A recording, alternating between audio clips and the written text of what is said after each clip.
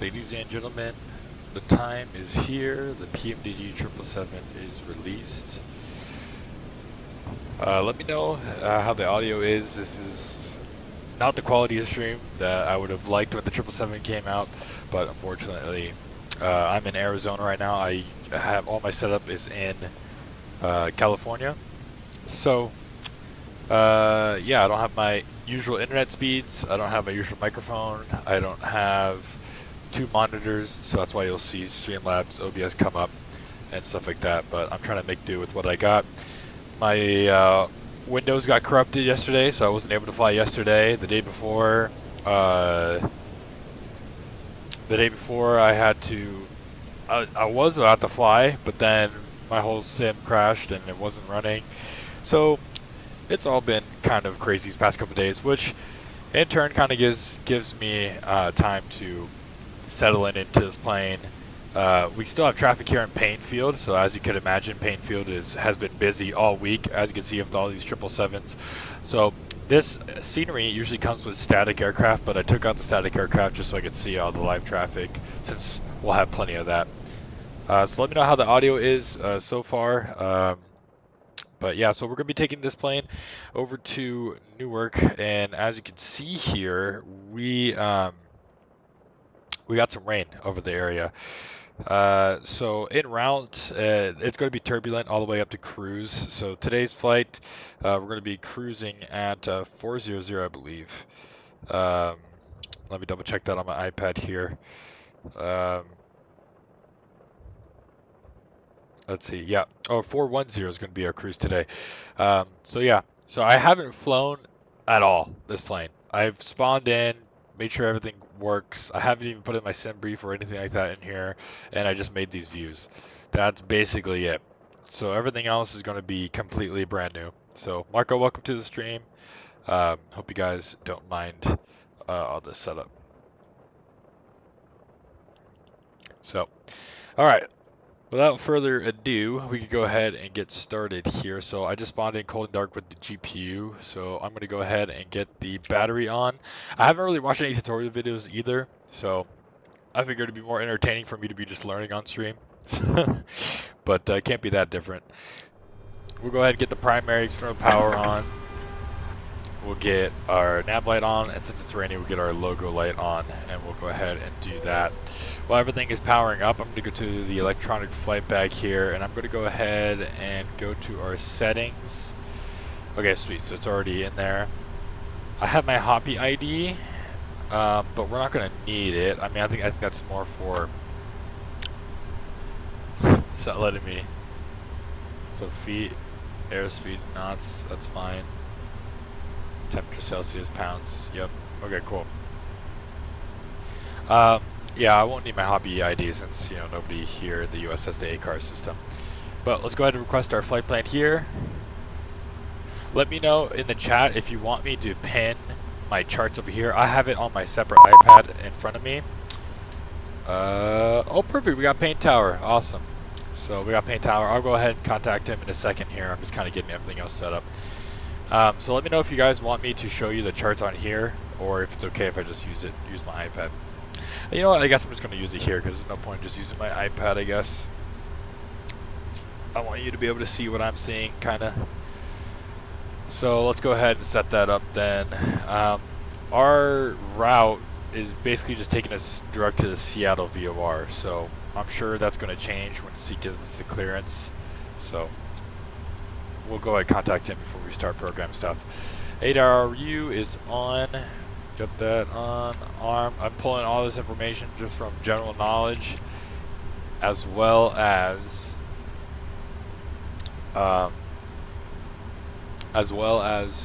the old PMDG 777. Everything is good. So demand and primaries, electric pumps are off.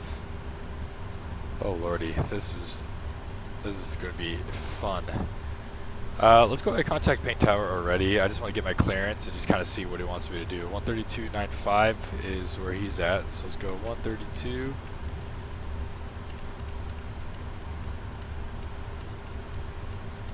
132.95. We'll put that in there. Curb. That's filed, climb, maintain 900,000, departs is offline, squawk 3465, United 520 Heavy. Yeah, 520 Heavy, read back correct. Okay, I think I need to set up my push to talk here. Let's see. Push to talk, there we go. Hello, United 520 Heavy, I'll get you going as soon as this KLM guys call me up on the runway here. Oops. I'm gonna turn them down for you guys. It seems to be a little bit loud. Actually, I think I could do it here. Payne Tower, Gateway 9777 Heavy, requesting IFR to St. Louis. Gateway 9777, Payne Tower, hello, standby. Turn them out a little bit. Alright, cool. So we got that there, got that done. And we'll go ahead and request our clearance with him. After we get the ATIS information. So let's see if ATIS is online. It's not, so we'll just get clearance. So Reway L. Attention aircraft, Payne information, Alpha current, altimeter 3005. Alright, there it is. 128.65. So let's go ahead and grab that. We'll go to 128. We'll go down 65. Station calling for Payne Tower, nothing. We'll go over and we'll see what we can hear. So far so good, Marco. I've literally haven't flown it at all, so this is my first impressions right now. So, but so far I like it. Good on the frames for me, so that's always a plus. Not looking like it's coming through, so I'm just gonna get the manual way here. Okay, so we got ATIS information Alpha 040 at 005. 2 statute miles of visibility. Rain and mist. Broken at 300. Broken at 900. Overcast 2800. Altimeter 3005. Oh, awesome, man. Hope you're enjoying it too. 34 left.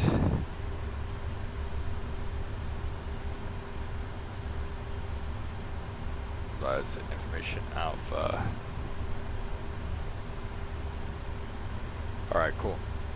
Alright, we got Alpha. We'll go ahead and get our clearance. Background noise going on there. I can't really make out what you're saying. KLM 141, lined up on runway 16 right. KLM 141 Heavy, roger. Altimeter 3005, runway 16 right, clear for takeoff. Light for kickoff, KLM 141. Bainfield Tower, United 140, information Alpha, request clearance to Newark. I'm on up 16 right, United 520. Left station calling for clearance, say again please. United 140, information Alpha, clearance to Newark.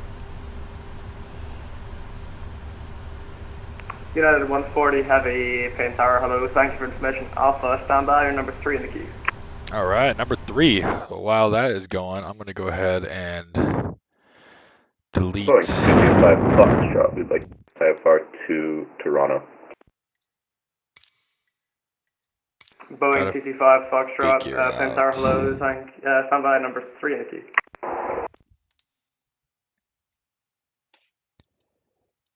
Gateway 9777 Heavy, Payne Tower. Gateway 9777 Heavy, we got you. Gateway 9777 Heavy, you're cleared to destination via the Payne 6 departure, climb maintain 2000, departure offline, go ahead and squawk 0667.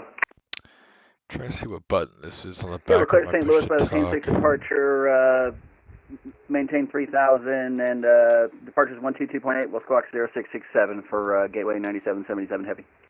Gateway 9777 Heavy, yep, read back correct, thank you for the correction there on the 3000. And also information Alpha current advised when you have that on board. We just got it, Alpha's on board, thank you. KLM 141 is airborne. thanks for information. Oh my gosh, thank you dude. for information Alpha. Everyone's stepping on each other. Reset cockpit view. Toggle SAR Payne Tower, camera. KLM 141 What is this airborne, button flying behind my... 3000 feet. I press it, KLM but... 141 Heavy, no further ATC services. Oh, it's I'm this. afraid, once you get a call now, 150, Clear. see you later. Okay, did that do it? Anytime from 126 Yeah, we did it. Okay, cool. United 520 Heavy, the wind's 0405. Caution wake turbulence departing Boeing 777-300ER, runway 16 right, cliff takeoff. Caution, clear for takeoff. 16 Position, right, let's go pause in it. Okay, pane.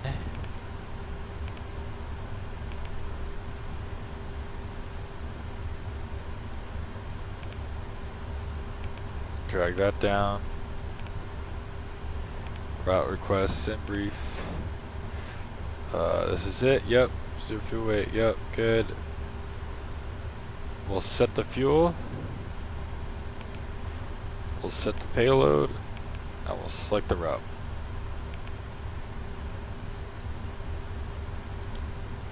So since we have the fuel on board, let's go ahead, turn on the seatbelt signs. And I'll go ahead and start getting the charts up for us here. So looks like we got a United 520. United 520, no further HC service available. Fred, Monty, you to call that 122 decimal 8. See you later. okay, so we got the airport information here. United 140 Heavy, Payne Tower. United 140, go ahead. United 1.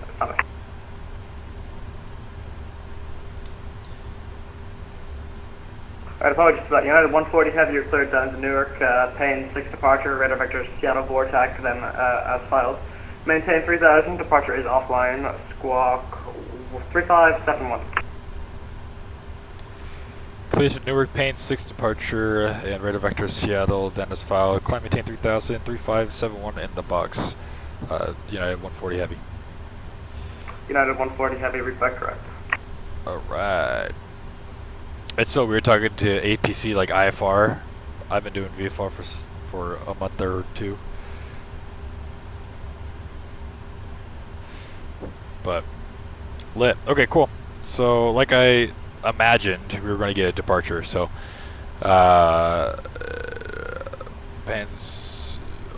departure SID Payne 6 departure. We'll pin that. And we'll look at that when we do our departure brief. KLM As far as the arrival goes and the star, we are arriving on the Flossie 4. KLM 116 Heavy, So we'll pin the Flossie 4 the Payne 6 departure. and airport. We'll go ahead and get the airport information chart on as well. Departure offline, squawk 2241. And then we'll wait for the approach charts and stuff. So we're good. We're good there. Alright. I'm just going to double check this weight. So plane gate is 678 or 67.8. And we have 67.9. So that's good. And then our zero fuel weight is going to be down here. So 369. And if I go to this middle FMC here, and if we go to menu and I go to FS actions, payload, it's set to 371.7, which is close enough. That's fine. Okay, cool. So we got that all set up. We got the fuel on board, and we'll start programming the FMC here. So we'll go over here. We'll go ahead and load in the flight plan.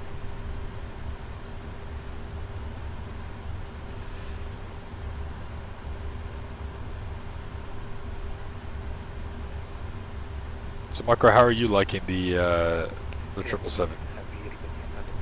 Hope it's treating you well as well. So far, so good for me. Alright. KLM 116 So 3-4 Heavy. left. You're on the Northwest area, sir. Fish at your discretion. Departures here. We don't have the Payne 6, but the Payne 6 is probably a radar vectors anyway, so let's take a look. Let's just confirm my thought process here. So SID, Payne 6 is just radar vectors. So off of 3-4, they want us to go 343. Okay. So 343 on the departure. And we'll go ahead and continue with the setup here. We're going to go arrivals. We're arriving Flossie 4. and it's the Hank transition, routes, activate, execute, legs. Kind of go through this here. Everything looks good to me, so we go back to route. You can do perf init. We'll go ahead, accept.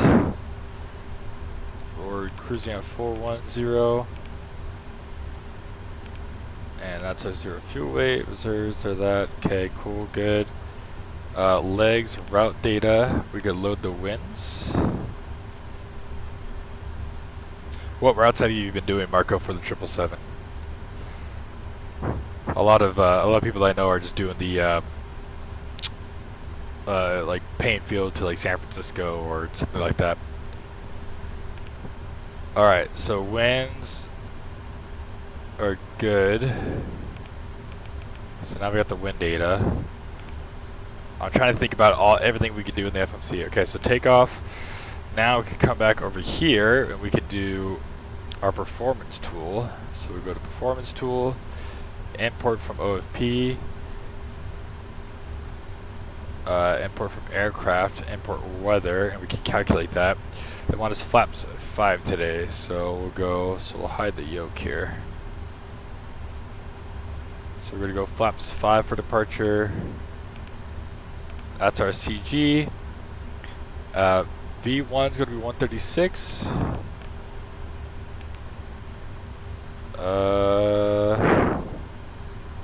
Here actually, perf, thrust limit, select the temp of 44. Here, it's gonna be 136, 141. Oops. Reference VR. Oh wait, 141. V2 is 149. I'm doing SUF with the time. What's SUF, Marco? Am I dumb? Alright, cool. FMC's done. Let's go to our legs again. So yeah, this is all good. Now discount the duties, route, next page. Yeah, we're all good to go. So let's just kind of go through it in the beginning here. So init, 777-300, Payne Field. We're going to Payne to Newark. That's good. Takeoff, we're doing flaps 5. 149 is set as the V2.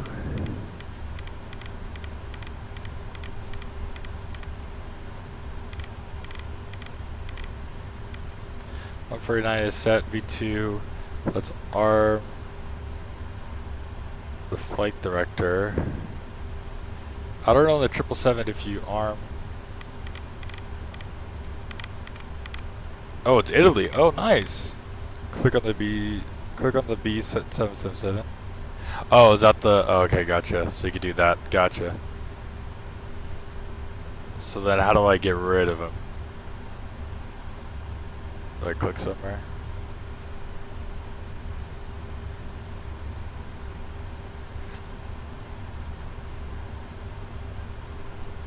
Is there a way to get rid of the tablet after I open it?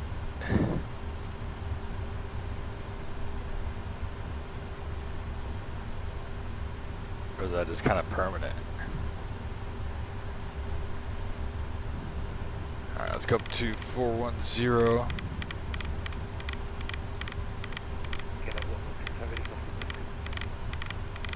KLM 116 Heavy, runway 16 right, taxi via Alpha. Via Alpha, KLM 116. Oh! Gotcha. Thank you, Marco. I appreciate that. That's really cool. I saw that feature, I just didn't know how to use it. 442. I have RT solid setting, please. Continental 442. Last station calling, Payne Tower, call sign only, please.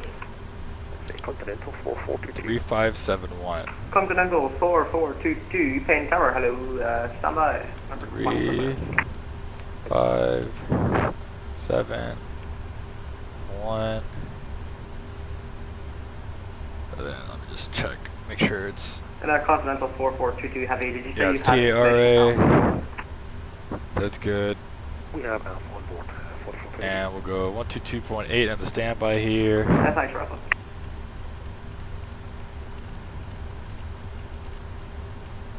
2.8, perfect, that's good there. Cool. Alright.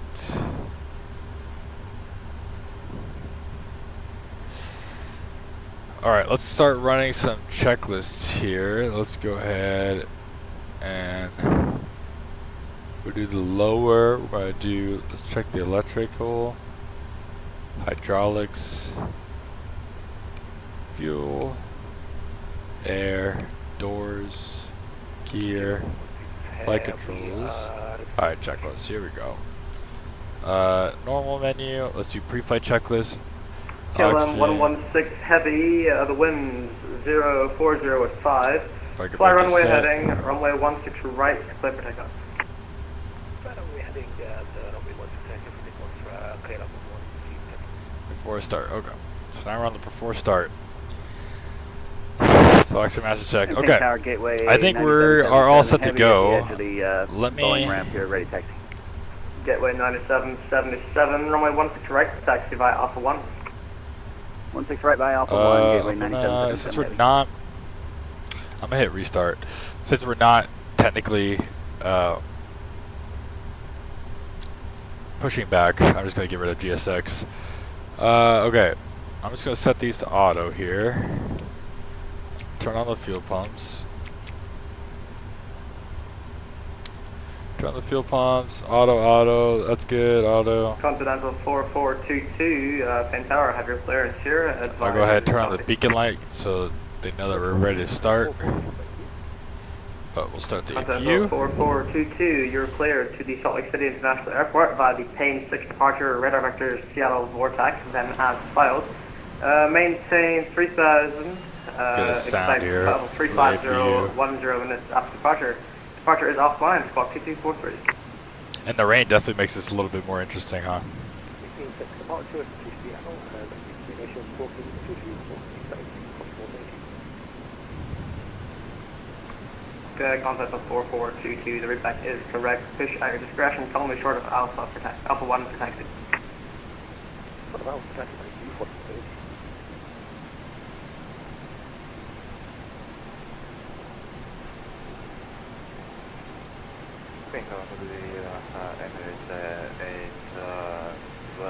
There's the APU coming alive. Emirates 812, Payne Tower, I hear you 5 by 5. User sense, request takeoff clearance to Dubai International Airport. Emirates 812 Heavy, thanks for inspection. Alpha, standby, number 1 clearance. Very nice. APU's KLM on. 116 Heavy, no further ATC service available. Afraid to get a call now, 12.8. See you later. Alright.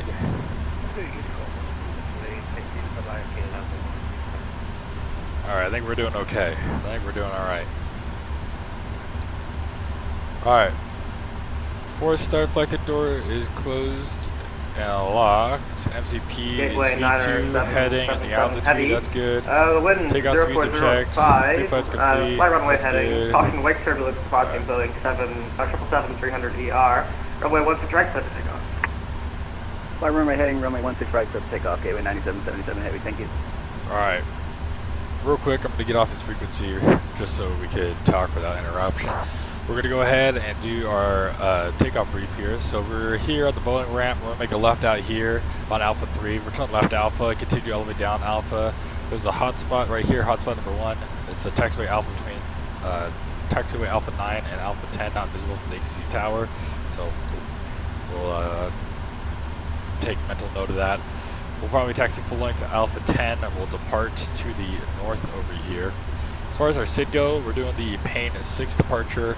Off the Payne 6 departure, we're going to be doing a heading over here of 343, and top altitude is going to be assigned. So they're probably going to hand us off the Unicom. We'll do 343, and then once we get once we climb high enough, we'll make the either right or left turn to come over here. So probably do a right turn, I would guess.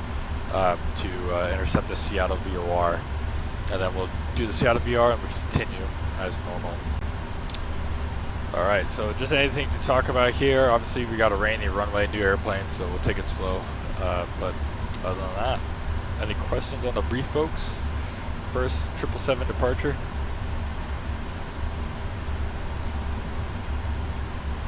Alright, folks.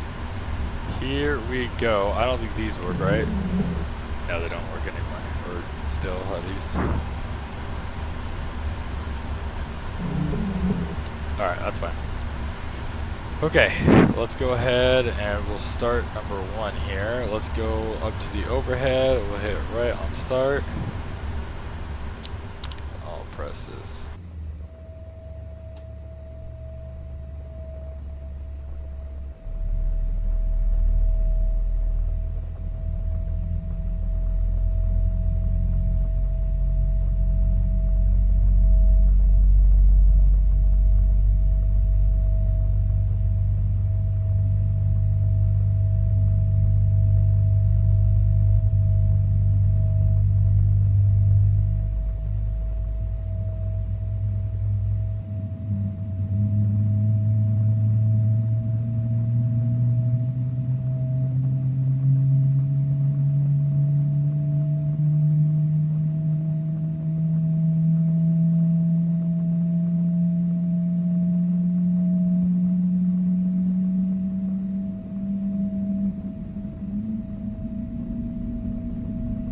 Oh my god, dude, the sounds are so good. The sounds are so good. Alright, starting number 1. Let's get it outdoors. Nah, it's probably too loud. It sounds so good.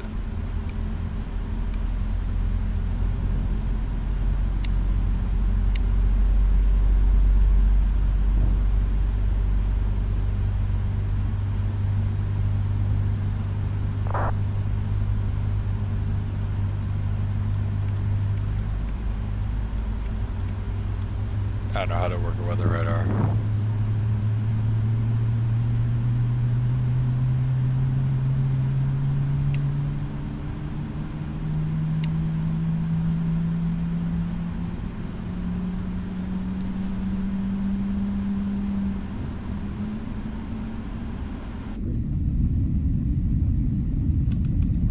Flaps 5.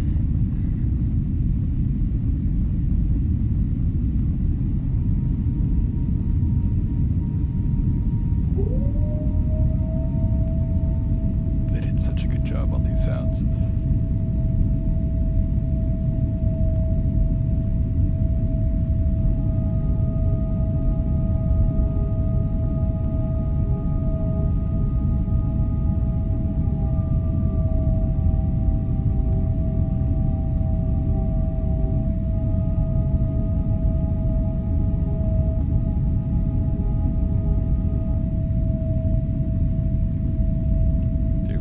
Check here.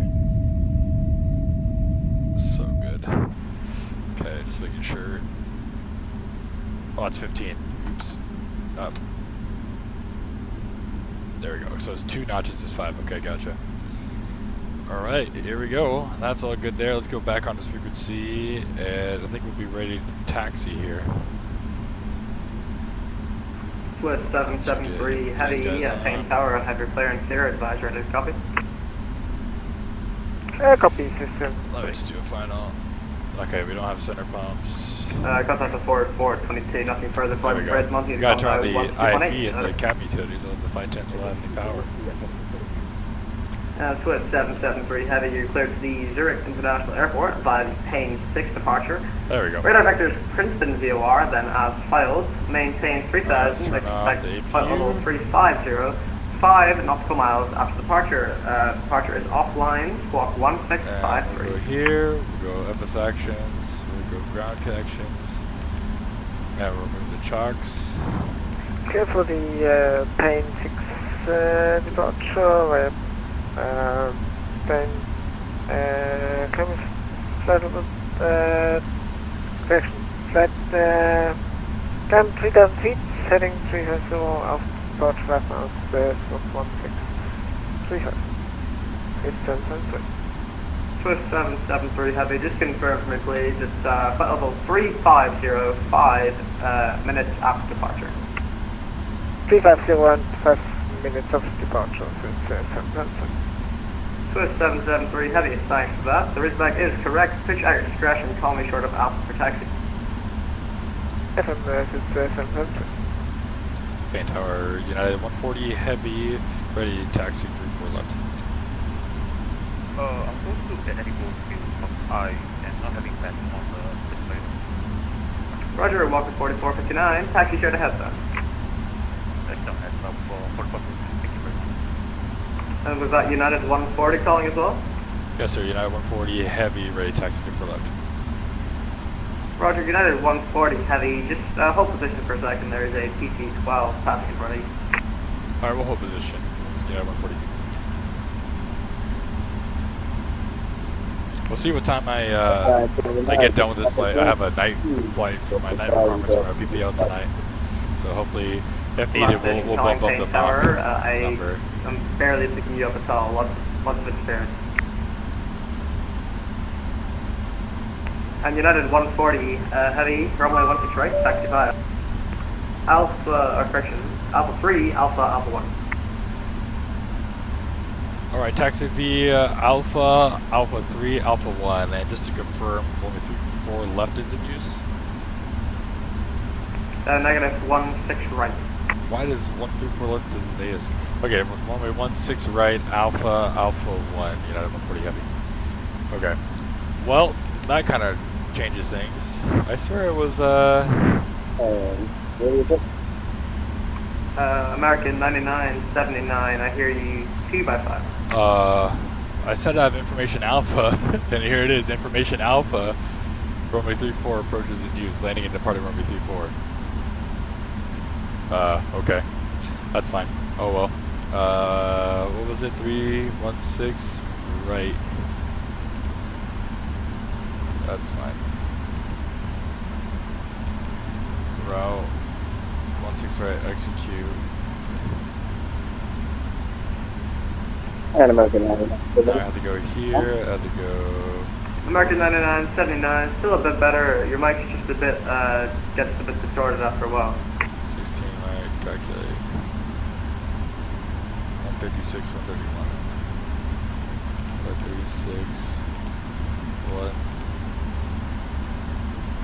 136, 141. 489, 49. Okay. New takeoff speed's done. We got a ding dong. I don't know what that was from. But, alright, cool. Here we go. Electronic flight bag. Alright, cool. Sorry about that, guys. The ATIS literally said 34 left. Alright, we'll make sure to swing it out wide here.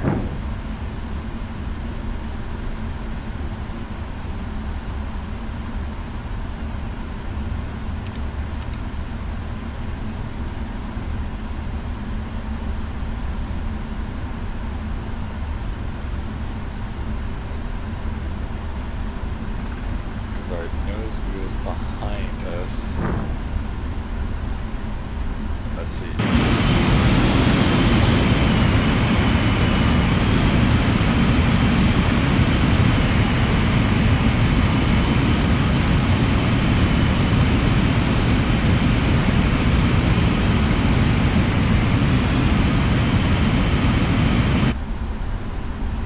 Alright.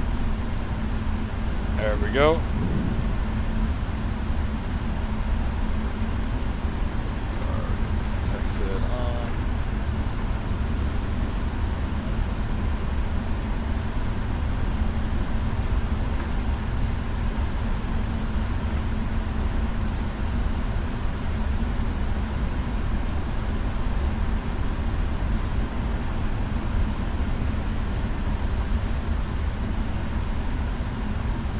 Making these wide turns.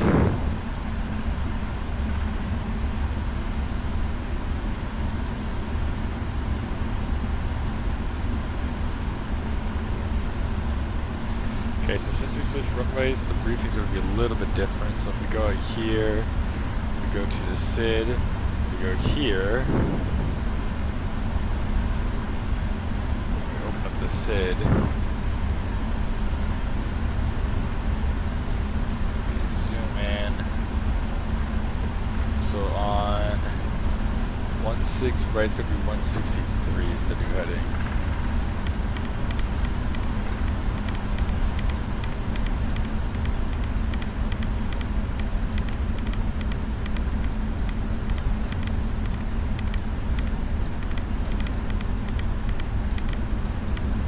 Hey Nicholas, how you doing? Welcome to the stream, man. This is the PMDG 777. And I'll answer... Okay, 163. Yeah, it's the PMDG 777, and I'll have to agree. The flight factor is kind of a cash grab a little bit. Because they say it's a 2.0, but in my opinion, it just looks like the normal 777 from flight factor. I feel like the visuals just aren't as good. At least for the videos that I've seen, unless they're going to change it. The videos I've seen, it just doesn't look as good, personally. And I hear it doesn't have VNAV yet or something. I don't know. I just would watch, I love the PMDG 777 way better. Like the EFB, just everything about it is just 10 times better. So I agree with you, Nicholas, 100%.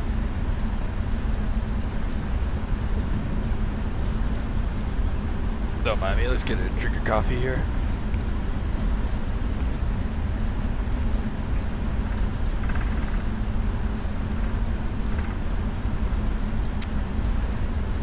I don't know what they could do to make the flight factor one better. I don't know, it's just the textures in the cockpit just don't seem as good. Just something about it just seems cartoony. Alright, going to Alpha 1 here.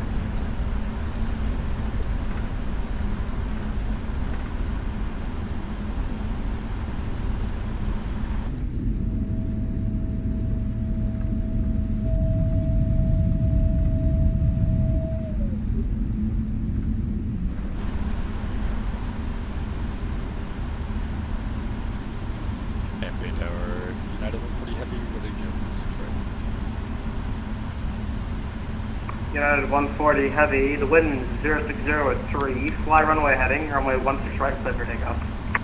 Clear for takeoff, United 140 heavy. Here we go, guys. United 140 heavy, just confirm, fly runway heading. Fly runway heading, 16 right, clear for takeoff. United 140 heavy. Need some momentum here.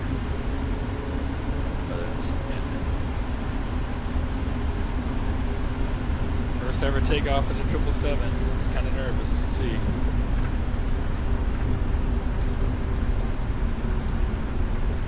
Too much momentum here. Wait for it. A little wide turn. Okay, let's get that school bus turn going. Oh yeah, dude. This is awesome. Okay, is that the still okay? Check was incomplete. Thanks for hello, Emirates 7777 radio check. Emirates 7777 heavy, paying tower, hello, I hear you 5x5. So much Emirates 7777 heavy, we have a position Bravo board looking for I-5 to Dubai, we're 777. Emirates 7777 heavy, roger, standby number 1 for I-5. Roger, standby 7777. Press set.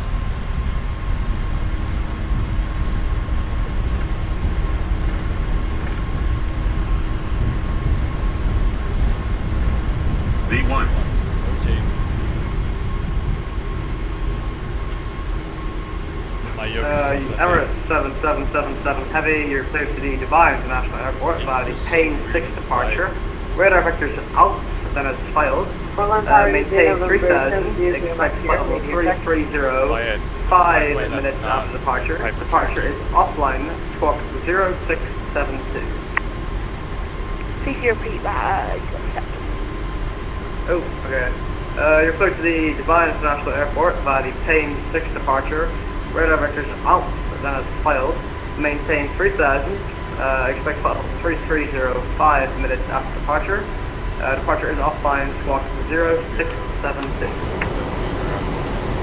We're clear to Dubai via the Pain 6 departure, radar vectors 2000 and filed. Should be climbed 3000, expect flight level 3305 minutes after departure. Departure is offline, squawk 0. Portland Tower, DJ November 770, Mike up Euro, radio track. Did you just say Portland Tower? Yeah, Emirates 7777 Heavy, the respect is correct. Appreciate your discretion, calling short Alpha for taxi, brake. United 140, nothing further, following freight, and want you to come now, 1218, see you later. 1218, how's it going? Alright, 1218, let's go direct to Seattle, we're going to execute, we'll go LNAV. Go direct Seattle, we'll climb out of this junk.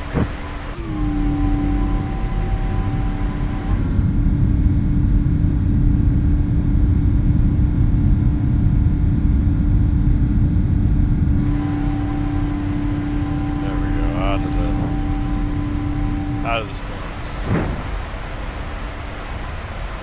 Got some towering cumulus over here, huh?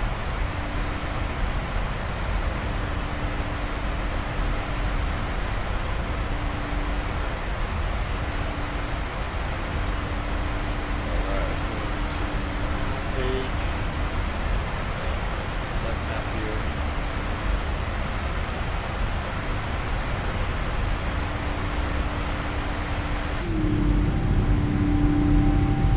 I appreciate everyone who's dropping into the stream. Make sure to leave a like and subscribe for me. It really helps me out. And let me know what content, what streams, where you want me to go next with the 777, with any other plane and Microsoft Flight Simulator. To answer any questions. Right now I'm going through private pilot training. I just wrote it down the other day. What was it? I have a total of 45 flight hours in real life on a Piper Cherokee. So not much as far as airliner stuff, but or even general aviation.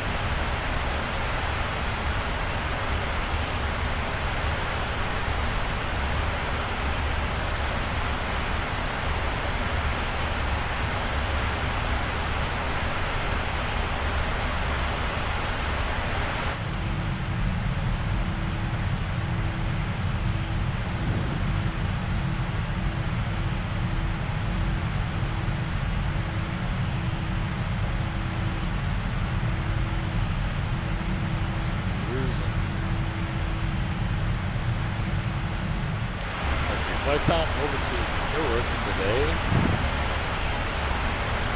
4 hours and 16 minutes. Not bad. Looks like we get there at 0:16. So, yeah, 4 hours.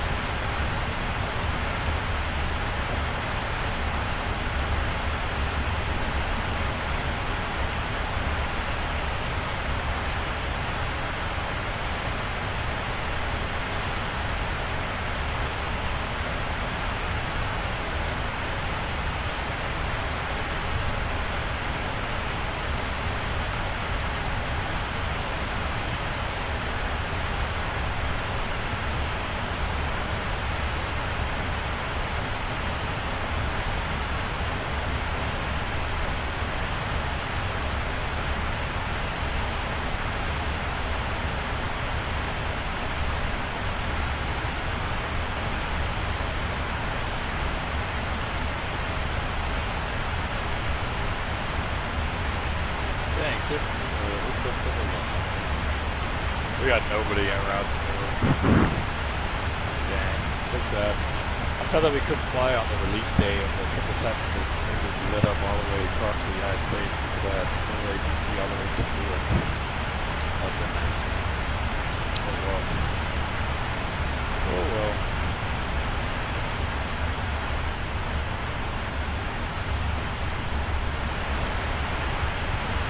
So what else can we do here? Ground operations, so we just have the trucks in the air. Don't anything automatic ground ops. This is with the PMDG one, right? So it's not technically the what's it called? The GSX integration. That's what the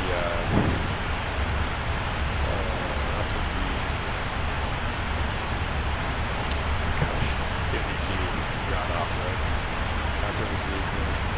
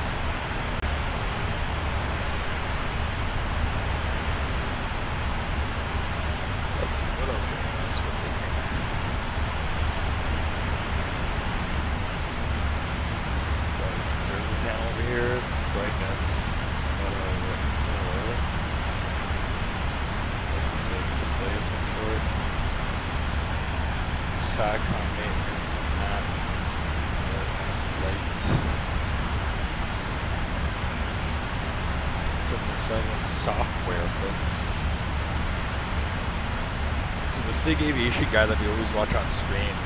He's an American Airlines maintenance at LAX, and sometimes he goes on 7, so it would be cool if you can watch one of his watch his video and see him kind of go in depth about 7. Observe a briefing. Your evacuation route, oxygen max is located and checks seatbelt and shoulder harness is fast. Heads up, recommend bringing cockpit speakers and not use. Present your conversation only below 10,000 feet. Sounds good to me. You get to vibe back here. Go right in the driver's seat. You get to watch. Oops. Get to watch back here. Just relax. Seems like we got plenty of room back here.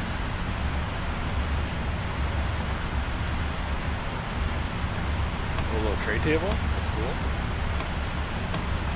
What we got? We got a little outlet, USB power, and mic. What is this? Oh, that's just still the iPad. Gotcha. Yeah, it's still their iPad. They don't do it themselves. work tables. Just the work table down here. Yeah. Let's see, electrical is this down here. Storage loading between bags. This is an iPad now. These clipboards. Oh, my clipboards, but maybe some shades. I don't know what these are. Let's see, what else we got? Can I see we're back? We got the arms. Guys, we're back.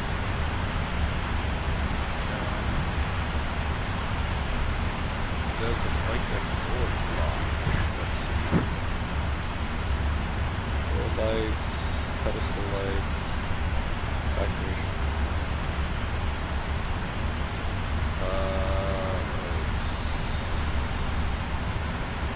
Is it locking here?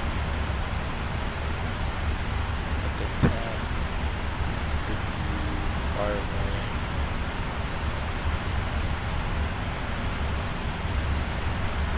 I don't know where the door lock is. Black deck door, captain console. The audio. We got a couple bags down here. Probably close up the poker, but oh well. Couple of bags over here, second observer seat. No seat, no storage, what is this? What is this?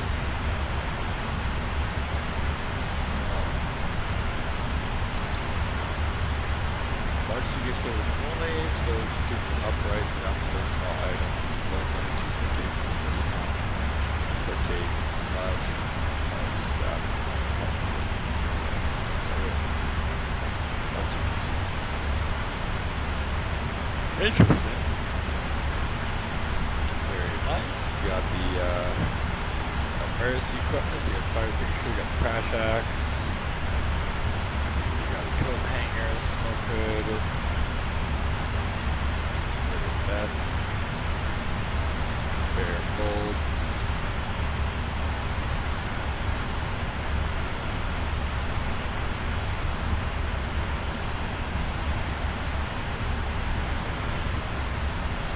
emergency equipment,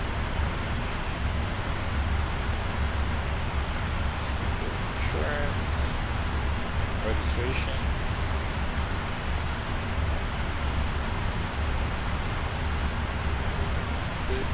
Airworthiness certificate. Got this on board. Registration. Rolling.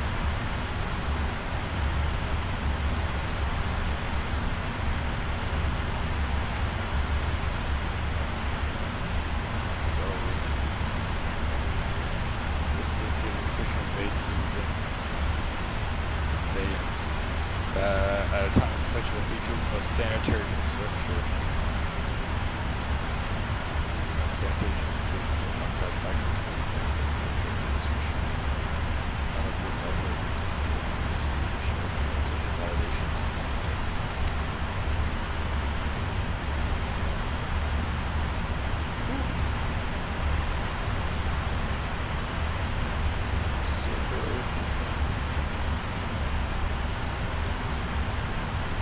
Guys, should we go to the back? Cruising now. Let's go ahead and turn this boat on to auto. And let's head back there and see what we got going on, huh? Cut the door. Doors are on. That's good. Oh, so they closed the curtain. That's pretty cool. Because I don't think the curtain was closed. On the ground. That comes with curtains. You got little jump seats. Those doors aren't. That's good. Let's go look at our beautiful passengers back here. Well, this is delivery flight, so there will only be like 6 or whatever people on here. Wouldn't be like a full service. That'll come. I'm hoping to do a full flight on Saturday. I'll make a full flight video and kind of edit it and stuff. Oh, this is cool. They got the United welcome aboard screen. It's cool that they modeled the first class cabin. That's huge. They just really need to make a in-flight entertainment. Just click this and it pops out, and then just make it in-flight entertainment. It could be like you're in an Action 777.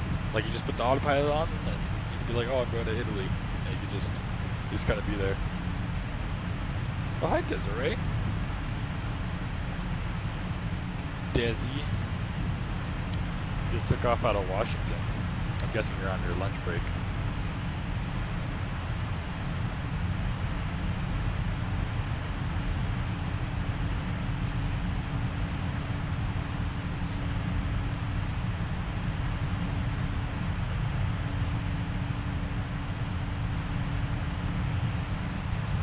Desi's probably in one of these seats up here in first class while I fly the plane.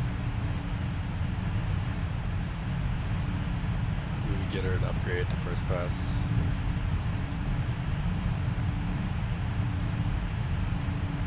Here's the wing view. And then you got economy. Washington, yeah. So right now we just took off. We go here. Here we are. We're basically making a straight, like, eastward kind of route here. There we go. Today. Now we're switching to the nav. We got a map here. This is the world map. So you can kind of see right now we're still over Washington. So we got Spokane over here.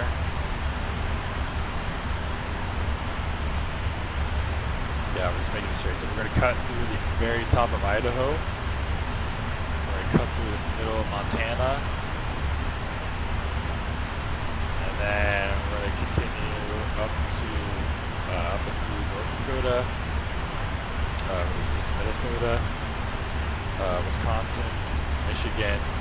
And then we're going to go over Canada. So we're going to go over, so after we go from Wisconsin to Michigan, we're going to go over Canada, we're going to go over Toronto, Canada, and then we'll go into Buffalo and Toronto there. We'll go over kind of Buffalo area right here, keep coming down into New York, and then this is where Newark is down here. So Newark is right here, and Manhattan is right here. So we'll be able to see Manhattan later.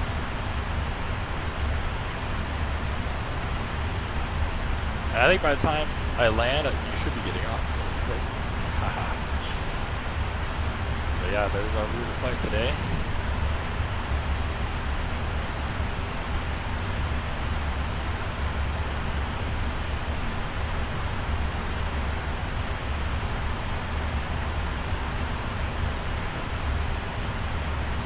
Yeah, so you just kind of be up here. We got our shades on. Just relaxing.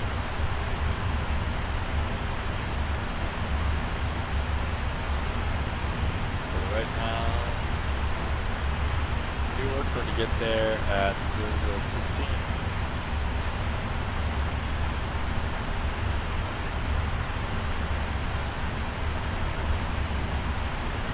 So now what I kind of want to do, let's mess with comment here. Got flight information, departure request, pushback, base request. Or if we could get one for Newark, or just kind of see what the weather is doing down there right now. Even though I could get there. Let's hit send.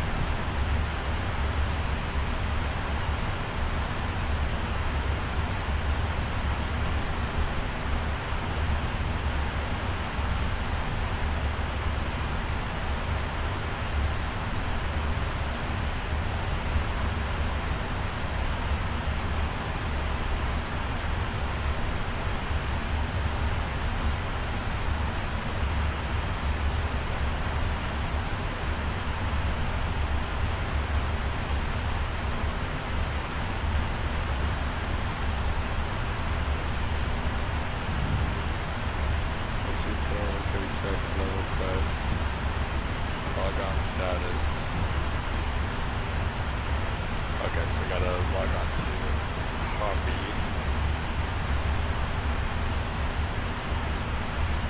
Our flight this morning, so we went out, or I went out to the practice area next to Chandler, and went out there. We were working more on my power off stalls just to kind of clean them up a little bit. Everything was, when I went my inspector yesterday, everything was within check ride, everything was within check ride standard, so that was good. But we're just cleaning up some of the maneuver stuff.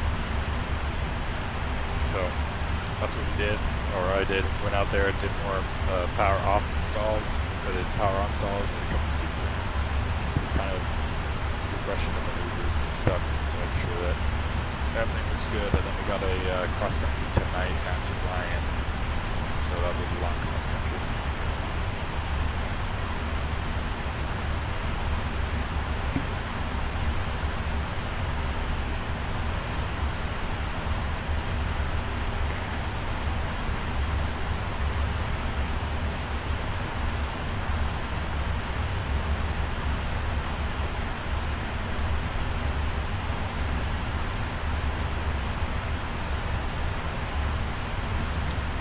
That was been flying like all week. It's been weird to fly the simulator like this because like the airplane's so big and you have to taxi like it's a really big airplane because it is. But when I like rotated, it felt weird not to feel the G's of me pulling off the runway. It was really weird to feel like nothing, like the body sensations aren't there.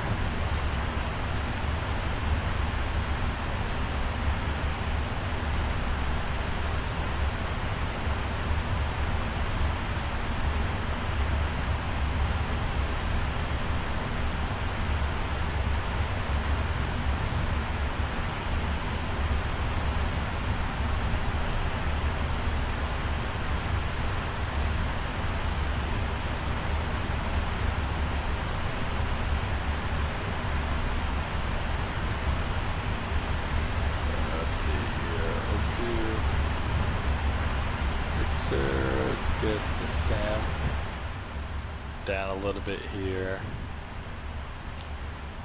Let's see, we got Stick Adventures video over here. I love this guy's videos. He's building an engine? I have to see this.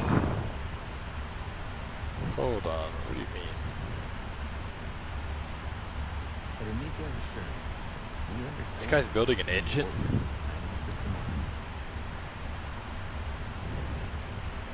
Thinking about a career in digital marketing and e-commerce? Get the skills to get the job with Google Careers. Welcome back, everybody. Got a quick little bonus video for you here. I got sent out this cool little engine model, and I'm going to put it together for you here in this video. A quick little shout out to where I got this. This was sent out to me by this website, or the owners of the product itself. The website is called Moyu Store, I believe. I think that's how it's pronounced. But anyway, just going to give you the disclosure here. That's what it looks like, and that's the price of the product. Now, I know there's a lot of other websites like this that sell this product, and some of them are scammers, and trust me, I've even fallen for that too. But the fact that they sent it out to me and get to put it together, and they had trust in me, so that's why I'm putting it out there for you. So I think it's legitimate. There's two versions of them. One is motorized, as in like it will actually spin. I think that's the one I got. Anyway, let's go back to the build. First, we unpack the whole thing. Hey, he has a cat. My little fur babies running around over there. They're my little assistants. And the interesting part is that they advertise this as a Trent 900 turbofan engine. Yes, it does look kind of similar, but it's far from it. It's not really accurate to what the real Trent 900 is. Then again, you're asking an aircraft mechanic, so yeah, of course I'm going to nitpick.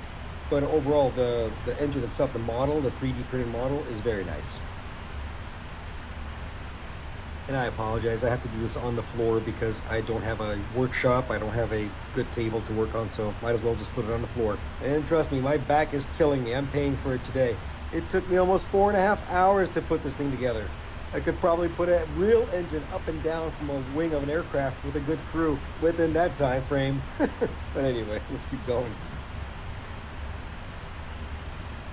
The kit comes with pretty much almost everything you need. So cool. It comes with obviously all the cabling, I've seen this, like, all on the parts, TikTok and stuff. also 2 Allen wrenches. Have, like, a little but you are still going to need some extra tooling. Something to cut with, maybe a file, and definitely some super glue. The kit comes with the QR code right there. Just scan it, and then you will get the instructions right there. I pulled it up on my tablet so I can have it right next to me, and I can just read as I put it together. I'll be honest with you, not the very best type of instructions or instructional manual on how to put the model together, but you're gonna have to improvise and just, I don't know. You'll wing it. Some portions you're gonna have to wing it, and you'll figure it out. If you're anything like me and you like to tinker and look around and say, hey, maybe this can go first or this can go last, yeah. And remember, it's a model, not a real aircraft engine. This isn't a real aircraft maintenance manual, so go ahead and improvise and you'll figure it out. The manual they give you kind of like points you in the right direction, saying, here, this is how you should do it, but you can, again, play around with it, improvise, and do what you got to do. I'm using my Leatherman and some tweezers. Oh yeah, that's the other thing I forgot to mention. I have a pair of tweezers. That'll come in handy.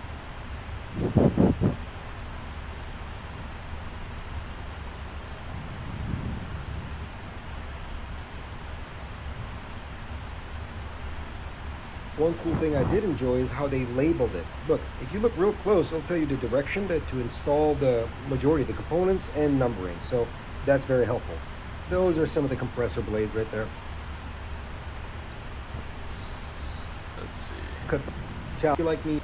I've seen it done myself, so it's really, really cool to see that. There's such intricate design that's built into the engine that most of us within the aviation community or the maintenance community would never even get to see it.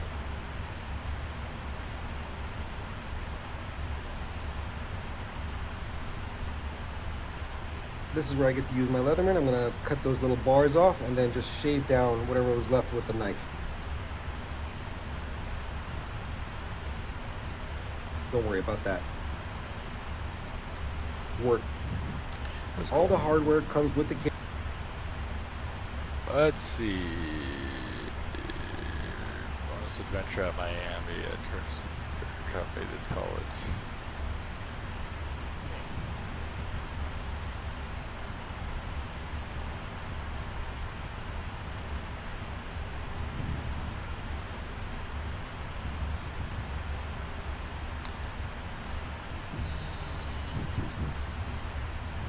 Guess we could do this one. Good morning, everybody. And you might ask yourself, Stig, why are you late to work? Well, I had no choice about it. All the roads were closed because of that guy. Oh, yeah. President Kevin. They closed all the roads. Anyway, let's go, Claude. Well, I'm going to be late anyway. Let's go. It's going to be an interesting day. Start out interesting. All right, let's try this one more time. Good morning. Well, we finally made it. Oh, man. Better late than never. At least it's a beautiful morning. Coffee's ready? Oh, what a vibe, dude. Come on. Walking up to A321 Neo, cup of coffee in hand. And yes, I cannot stand being late. Matter of fact, I have not been late in over 9 years. I think last time I was actually late was because I had a flat tire. But anyway, we got to work. I got locked in. Everything got adjusted. It wasn't just me. A bunch of other people were late as well. Come on. We got a lot to talk about. Oh, this is pretty cool. This is one of the Alaska 321 Neos. 954. Very nice. American bought the Alaska ones. Let's go upstairs and see what differences we can find upstairs. This is my second time seeing one.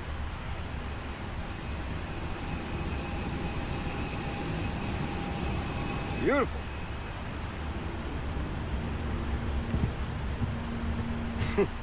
Totally different configuration. Yeah.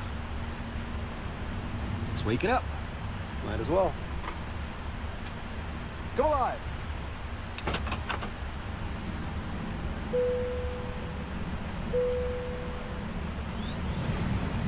Originally, these ex-Virgin America or ex-Alaska birds were supposed to be flying around in the East Coast, but they've been routing them through LAX lately. I wonder why they keep them in the East Coast. It's the same, but a little bit different. Why wouldn't it be coming? I mean, it is the same, but it's just why wouldn't it come slight to LA? Variations here and there. My eye catches. You can see differences in. And obviously they got the surveillance system, which is, it's deactivated anyway, so, but it's a camera system that you can look in through this doorway and in a galley. But anyway, yeah, it doesn't, they turned it off for some reason. Guess we don't need it anymore. I think I showed you guys this last time. Interesting. Yeah, there they are. That's one. And there's two. But again, deactivated. Oh wait, there's a third one. Never mind. Didn't see that one. Right above my head. Let's see how old this thing is. Airworthiness young airplane. 17. Always gotta have an airworthiness certificate. That is one complicated tray table. And to think about it, in case you guys didn't know, the airworthiness certificate is a piece of paper that basically obviously states that the airplane is airworthy. There's a third one. Never mind. It has to be Didn't see that one. Right above my head. visible to all passengers on the aircraft. So like registration and stuff like that could be with the in the cockpit with the pilots. But as far as airworthiness goes, airworthiness has to be visible to the passengers. So that's why you see in airliners the airworthiness certificate is out here. See how old this thing is? Yeah, it's a young airplane.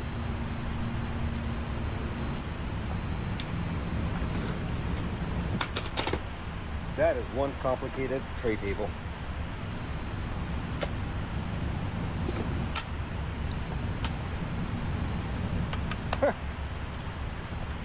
Okay.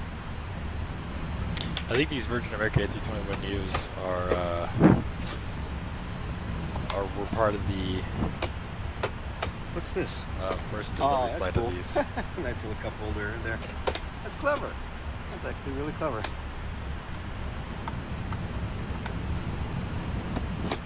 I'm assuming button that's does to put your iPad in there and hold it. Yeah, I think that's what that's for.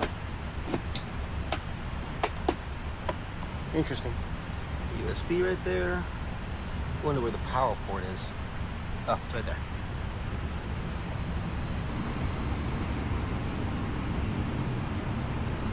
I know, weird, right?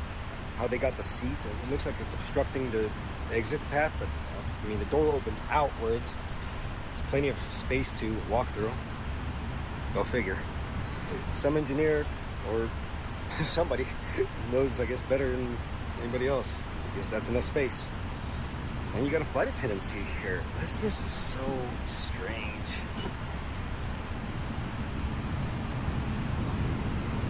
That's an interesting place for a jump seat. How about that?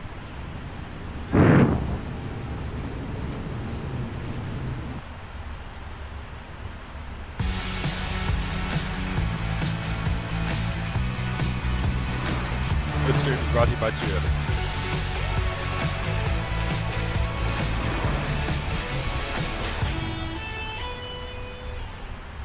Hi, we're Visible, the wireless company that makes things visible.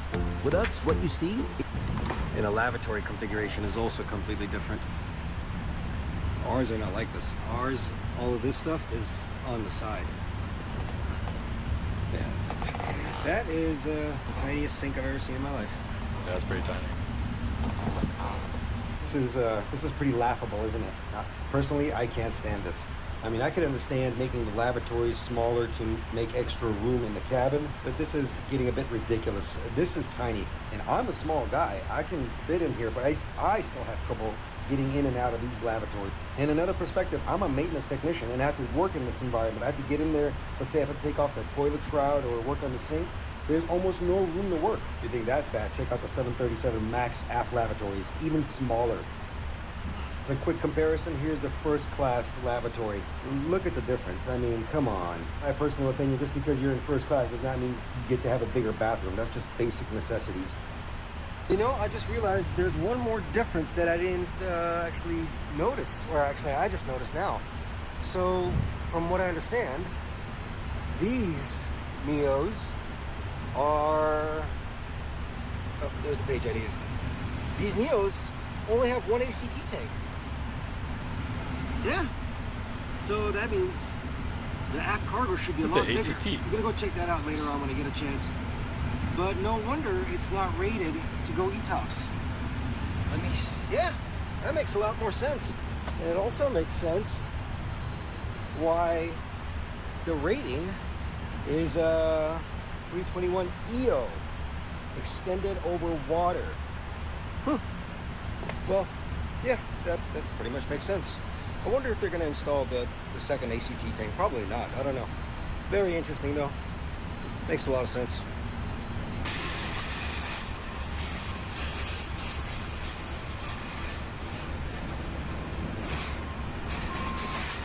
There you go. That's the aft cargo pit. Yep. Sure enough. Look how much bigger it is. It's missing one ACT tank. That's the second one, or number one ACT. The number two usually sits right there behind it. So the cargo usually, or ours anyway, it ends right around there. But this aft cargo pit is a much What's the ACT? I don't really know what the ACT thing. How about that? Pretty interesting, huh? Very cool. Alrighty, let's go on to the next one. We got our ETOPS coming up. Got a 321, one of our 321 Neos coming in, and it's going to Lahui, Hawaii. So, gotta get ready for that. Here comes the first office. It's gonna be ETOPS. We'll go to Hawaii.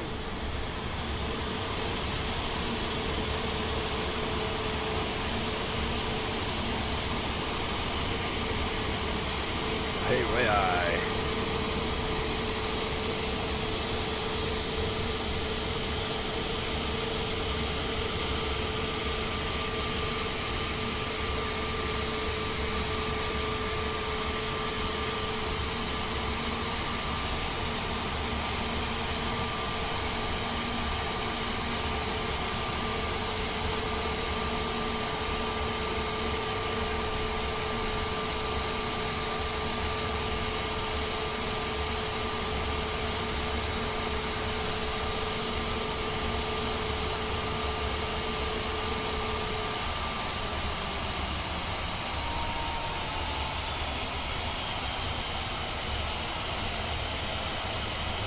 One of the tasks on an ETOPS check is to check the tire pressure.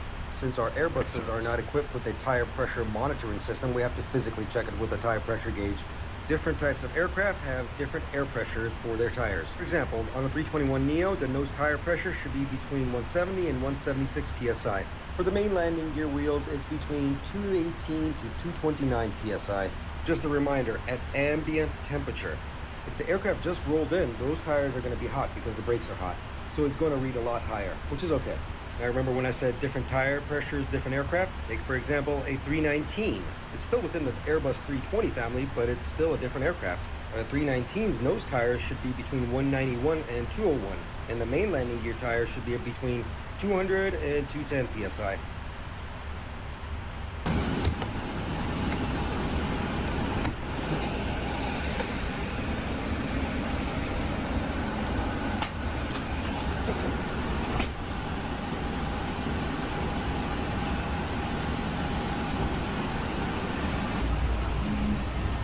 Quick little wheel well inspection. You guys are pretty familiar with this area as it is. I've shown this a million times. This is the main wheel well of the 321. Little inspection of the emergency generator, making sure everything is in its right place, no leakage, no damage, the usual. Here's one thing I haven't talked about within this area. You see that big old pipe? That's the APU ducting. This is how the APU is sending air to the engines as well as to the air conditioning system. Here's a nice little graphic. It'll give you an idea of how the ducting is routed through the aircraft. This system also is equipped with a check valve. This is in order to not get any back pressure or backflow into the APU. Now, the official name of this thing is the APU bleed check valve, but we have a nickname for it. We call it the clapper valve, because when that thing breaks, or the springs are deteriorated or anything, it starts making this big, huge clapping sound, metal on metal contact. You can hear it a mile away. You know exactly what's wrong with it. It's kind of funny. But it's rare this thing ever breaks. It's just a simple mechanical check valve. The two little wires that you're seeing underneath the big pipe are the fire and overheat detection system. If there was any kind of rupture within that duct or any kind of fire, those fire loops will detect overheat. These fire loops are all over the aircraft and pretty much almost every compartment of the aircraft. So the wires that you're seeing there are made out of stainless steel and they are filled with helium. The detector element operates with pressure. So if there's an increase in temperature, there's an increase in pressure within the detector. Once it senses this, it will send the information to the responder housing. This in turn will take the information and send it to the FDU, the Fire Detection Control Unit. And after that, you're going to get a bunch of fun bells and whistles and alarms within the flight deck telling the pilots, hey, you have an overheat or you have a fire. The reason that you're seeing two little wires is because it runs on a two-loop system, loop A and loop B. For redundancy, obviously. And there you go. Interesting.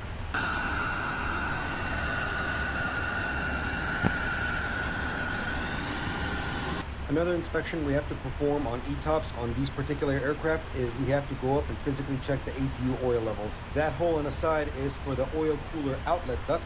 And then in the forward area right there, that's the APU intake door. I'll open it up here. You're going to see it all inside. The little red circle right there, that's the APU fire bottle discharge indicator. Only there in case there's an overpressure within the bottle. It will allow all the contents to go overboard.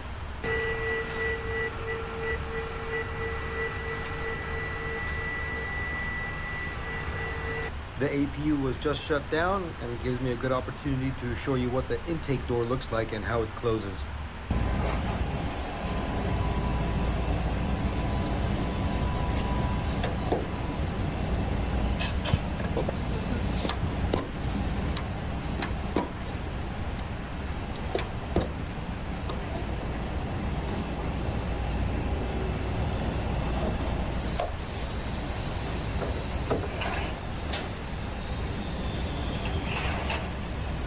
Alrighty, got the compartment open, latched. It's even got like a little light switch over here if you want. I don't need it right now. Yeah, this is how we check the APU oil, right here. It's nominal, it's not below limits, but we can service it up. It's simply a little latch right here. Pop that open, and the cap pops open. Ooh, it's still hot. And then you just pour. That's it, simple, very easy. We'll take care of that in a second. And that's the type of oil this one takes. This is a 131-9A Honeywell APU.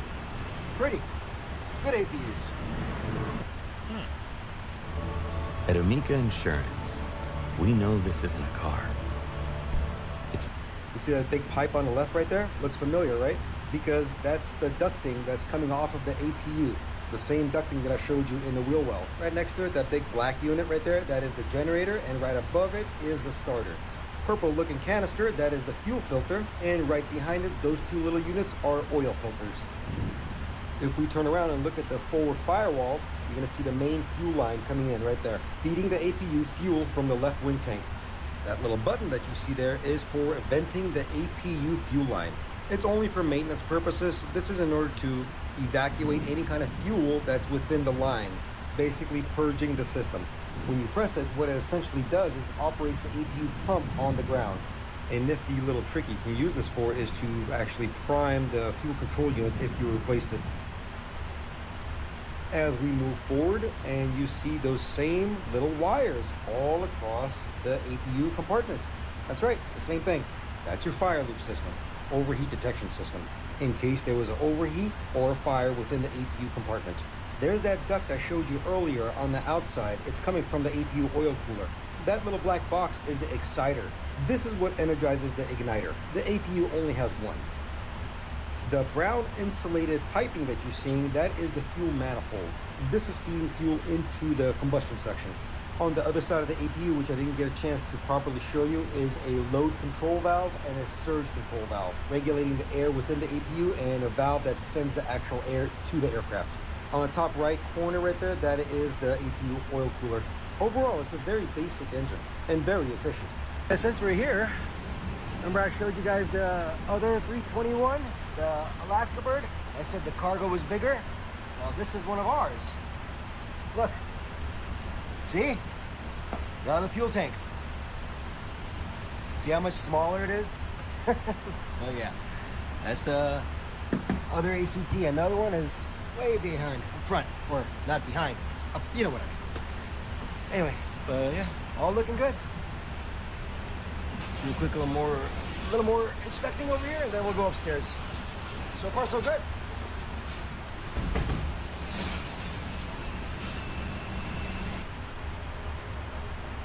Last video, somebody asked within the comment section, Steak, talk about that line within the cargo pits. This line. This is the maximum loading line. Ramp agents are taught and trained not to load above this line. There's a particular reason for this. Why? Because you have blowout panels like this. In case of a decompression, those things pop out to equalize pressure. Also, you have fire detectors, or smoke detectors I should say, and your extinguishing nozzle. If you load above that line, now you're obstructing these components. Hence why do not load above that line. And the numbers that you're seeing, 41, 42, those are station numbers.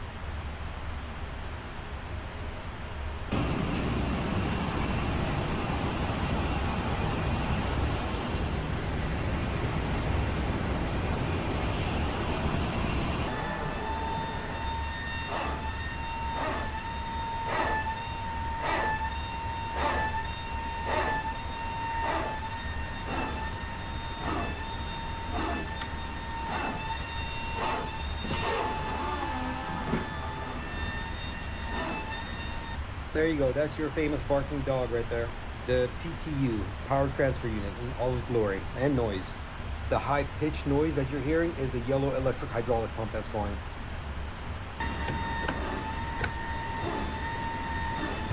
All right, you're looking good.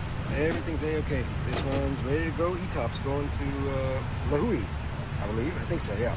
L-I-H. Yeah. Anyway, good to go. Hydraulics are good. All the parameters are good. We'll align adders, get it all going. That's it. Happy airplane. Off to vacation with this one. Okay, on to the next one. Let's go. Next office. Looks like I got another ex-Virgin or ex-Alaska bird. 995. I thought these things were supposed to only be going East Coast. Saw something funny over here. A little bit of paint. Look at this.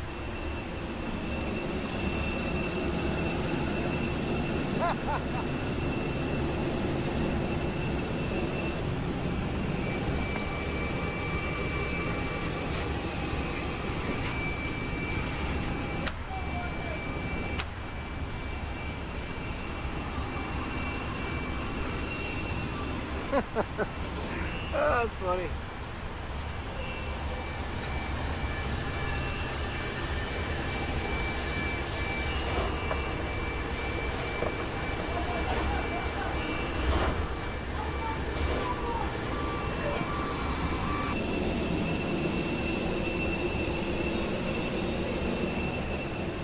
I wonder what was the old livery of this one.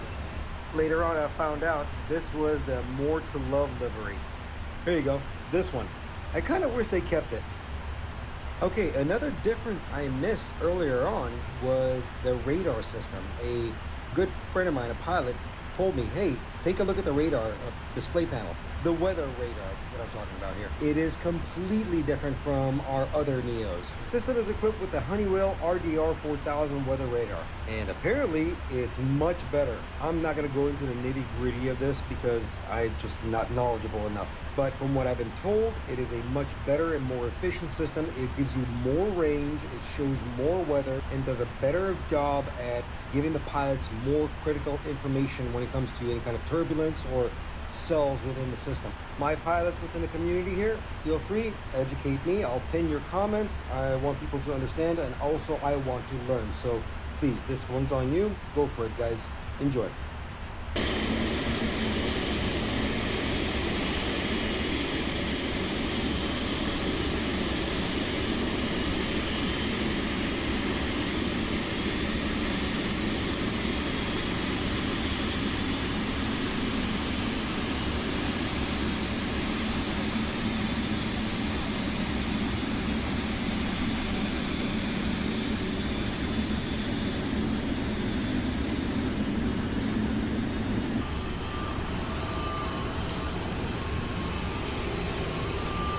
That's a beautiful day in a neighborhood.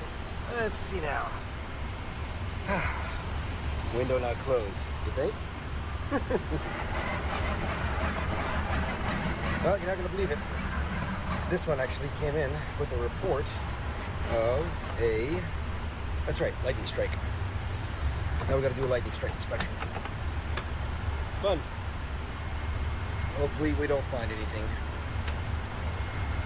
The dreaded lightning strike inspection. Guys, this is not an easy job. The pilots coming out of Heathrow reported a lightning strike on takeoff. This is going to be hard. Well, looks like we got to do the whole full inspection. Got to drop the flaps, gear doors, get up on the lift, and go all over the place. Trying to find where this lightning hit, or didn't hit. We don't know yet. Suspected. Let's go.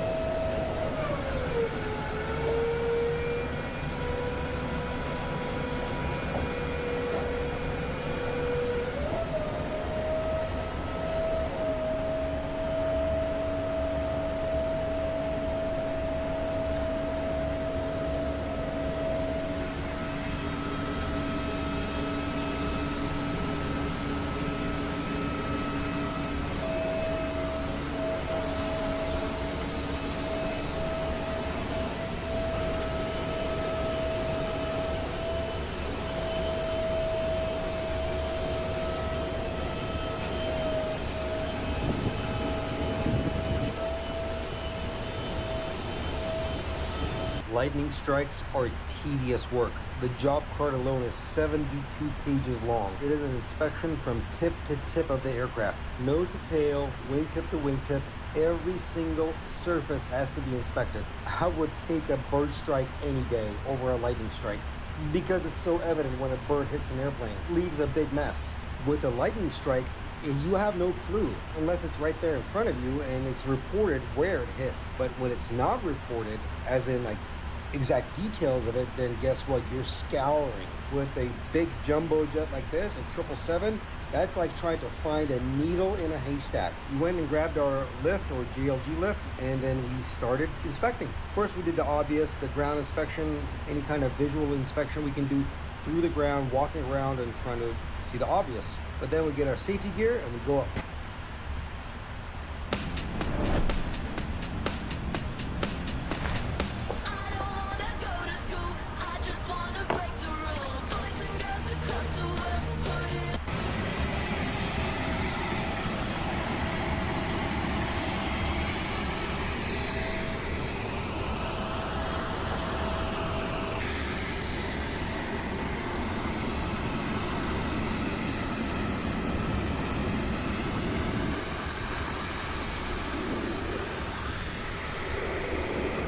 I need to put the size of this aircraft to perspective for you. Wingtip to wingtip, 212 feet. The length of the fuselage, 239 feet. The height of the tail, 59 feet. It is a literal giant. I've been up the tail of a 747 all the way to the very tippy top, and that's about 62 feet. 59 feet is pretty close to it. And I'm telling you, looking down, this is a incredible sight. If you're somebody that's scared of heights, yeah, this would be very difficult to do, but it's doable. Me personally, I have no problem with heights, so for me, this is a beautiful sight. Section by section, inch by inch, we inspect every portion of the aircraft, inspecting the antennas very thoroughly. That's one of the VHF antennas and the SATCOM antenna right there. It's a very tedious process. Not only are we inspecting from far, this is why actually I'm using my phone, not because to capture footage for you, that's just a bonus plus, but some portions we're just not able to get to, so I utilize the phone with its zoom capabilities to get up close and see what I can see. We keep moving forward, and now we got to get on top of the wing. Yeah, this is a really interesting and beautiful experience. Walk on top of a 777-300 wing, yes, that's a lot of fun. Up next, we inspect portions of the wing that the lift or we cannot walk on top of, which are the wingtips. We take a look at all the trailing edge surfaces, leading edge surfaces, as well as the static wicks. Static wicks are known to blow, most notably when a lightning strike happens. We also check the radome and the static dissipators, those stripes that you see. I've talked about that before in previous videos.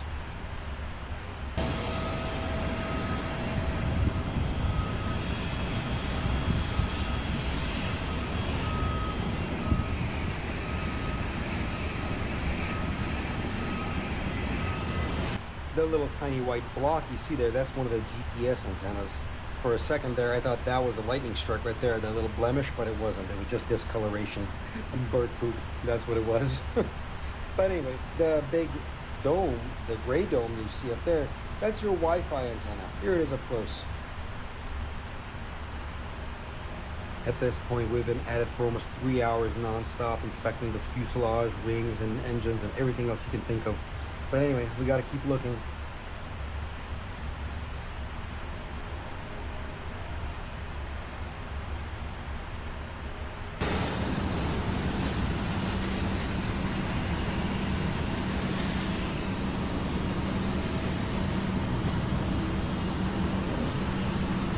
And look what have it, we finally found it on the left VHF antenna, or the number 1 VHF antenna.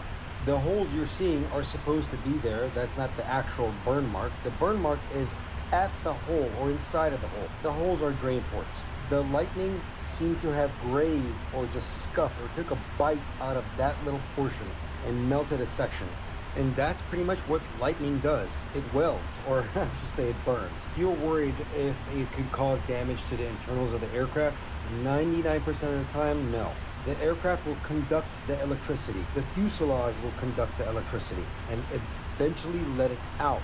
Internal portions or the computers of the aircraft are also grounded, and you have a multitude of bonding straps all throughout the aircraft. It's in order to conduct that type of electricity and let it out of the aircraft. Now the impact, yes, the impact will cause damage to the fuselage, but minor damage like that. And usually there's an exit point as well. But we got lucky on this one because, like again, it just bit the VHF antenna and just let it go.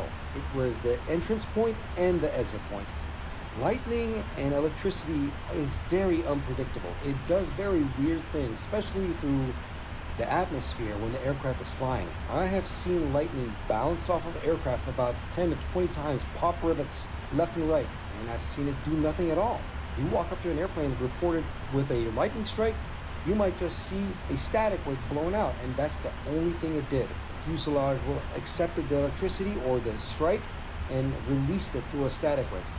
In this case, what can I say? It hit one of the VHF antennas, burned that little portion of it, but no significant damage. Nothing that will permanently ground the airplane. But regardless of that, we have to complete the inspection because if you see one, you might see another. So we had to finish up. So from wingtip to wingtip, nose to tail, we still have to keep inspecting the aircraft. All said and done, we did not find another exit point or another strike. So now we proceed on closing it up. Got to close up the gear doors as well as get the flaps back up into proper position.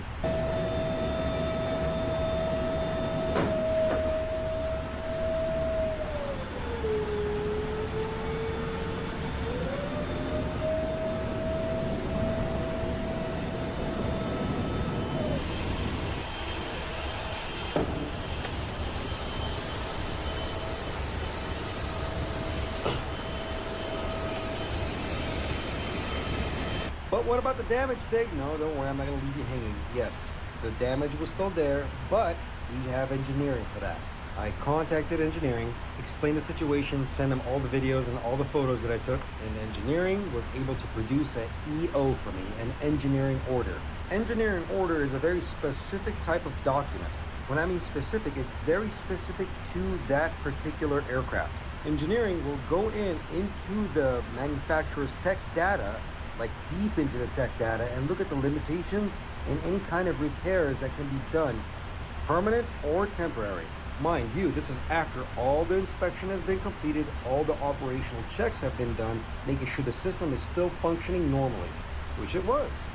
Then and only then they can issue us this engineering order, which is a temporary repair. The task was to clean up a surface area, get any kind of burn marks out of the way, and reapply brand new Mylar tape, protective tape on the leading edge surface of that VHF antenna. The aircraft took a massive delay.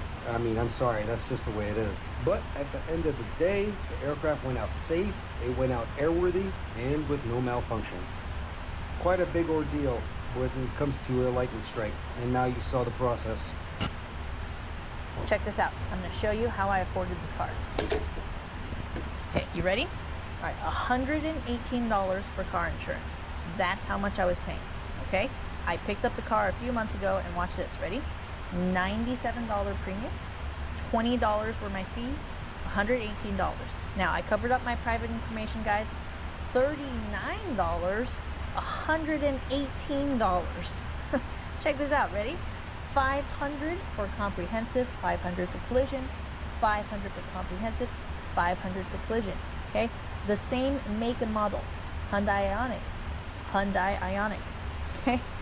Guys, it's the same policy, $118 to $39. As you can see, I have full coverage. I have a premium policy. I love my coverage and I love my insurance company, but I was paying a lot and I didn't even realize it. Check this out. See, look. All right. Hyundai Ioniq. I picked my year. Okay. Hyundai Ioniq. There's my make. Picked it already. And then you're going to scroll down and find your model. It's Ioniq Limited. Guys, this only takes 2 minutes. Okay. All right. Day one down. Couple more to go. That was an interesting day, wasn't it? I did some exciting things. Anyway, see you guys bright and early in the morning. Later. Welcome to day number 2, ladies and gentlemen. Let's go. We got more adventure. We got more things to learn. Now, a couple of weeks back, I asked you guys, do you guys like the long content or you want me to split it up? And the consensus was most of you enjoy the long videos like this. I'm going to keep it just like this. Not because I don't want to make shorter videos. It would break the story.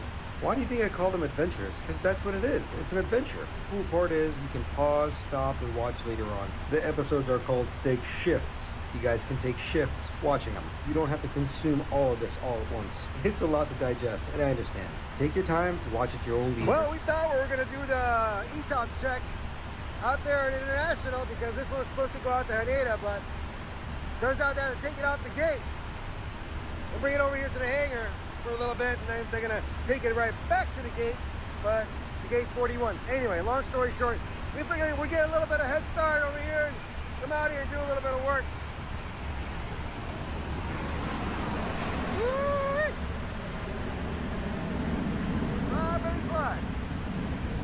Anyway, come on, let's do a little walk around, make sure everything's okay. Get you a little bit of GENX love right here. We were scheduled to do this ETOPS check that was going to go out to Haneda, and we were trying to do it at the gate, but we couldn't do it because they took it off the gate and they brought it over here to the hangar side.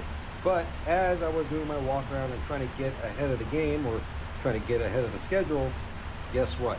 They said, no, we're going to take it right back to the gate again. And yeah, it was a bit of a mess, but it's okay. So we're kind of running around trying to chase this plastic princess around. But that's just the way it is. That's what aircraft maintenance is all about. You got to stay on the top of your game. Schedules change all the time. But I'm not going to let you off the hook. You're going to learn something. So take a look at this wheel on this 787. Notice that big hub in the middle, as well as that little protruding probe on the side to the left. Well, that is a tire pressure monitoring system. The thing about this is that the 787 utilizes a very unique system. It's Wi-Fi. Well, not actually Wi-Fi, but wireless, I should say. The probe that's sticking out on the left right there is actually an antenna. Deeper down into that antenna is a tire pressure sensor. The pressure sensor has 3 channels that monitor the capacitance changes within the tire pressure. Each channel will supply data that transmits wirelessly via radio frequencies. These frequencies or this data gets sent to something called a ARDC, Axial Remote Data Concentrator, and then it simply takes this information and sends it to the main computer system of the aircraft and also gives you a display within the flight deck. The sensor can measure from 0 to about 350 psi. The unit is identical on the mains and the nose wheels. Pretty cool technology, right?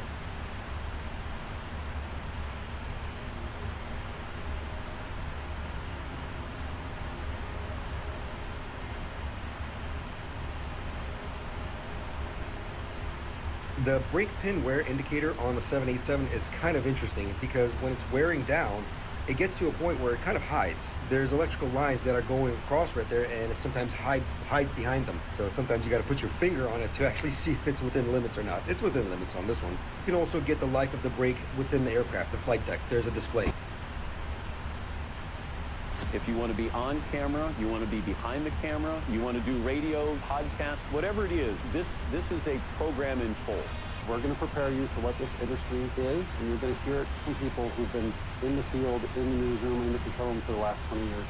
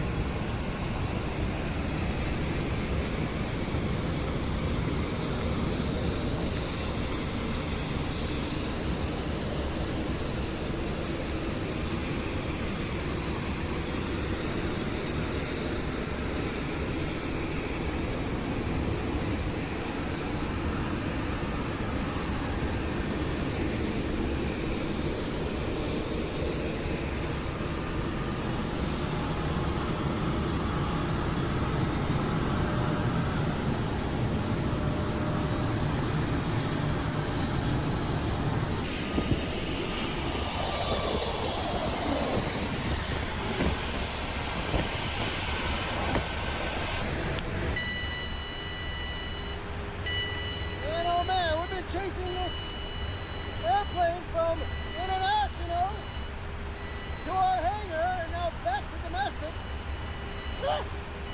Going nuts. All right. Finally, it's going to fly out of here. So let's go.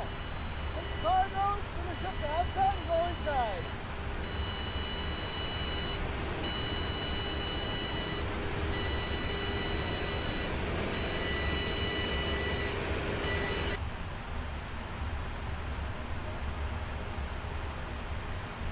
Pulling up carefully to the aircraft and walking up to the little latch and dropping it down. That releases that vent door right there, or pressure relief door, and opening up the cargo door.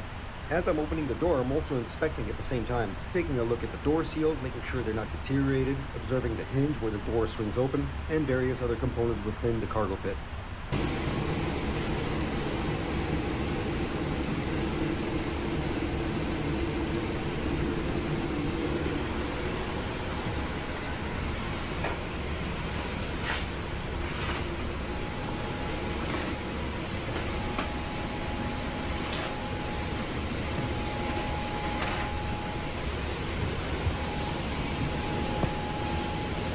Behind this netting, or this cover, is the bulk cargo pit area.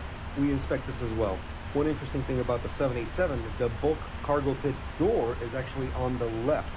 If you take a look at the 777, the bulk cargo door is on the right. Quite sure why they put the cargo or the bulk cargo door on the other side of the aircraft.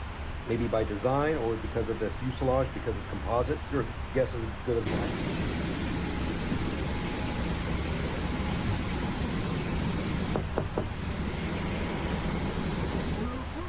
Here. These are repairs. Since the floorboards are all composite material, sometimes they have damage, so that's an approved repair.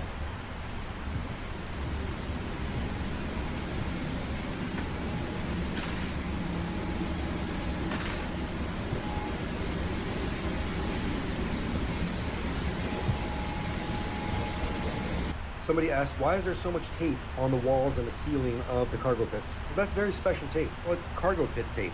It's actually flame retardant. It creates a nice seal in between the paneling of the walls and the ceiling. It's also there to cover up the fasteners. It can also be used for a multitude of repairs. Here's a cool little placard, just in case you were curious how much cargo the 787-8 can actually take. It's quite a lot.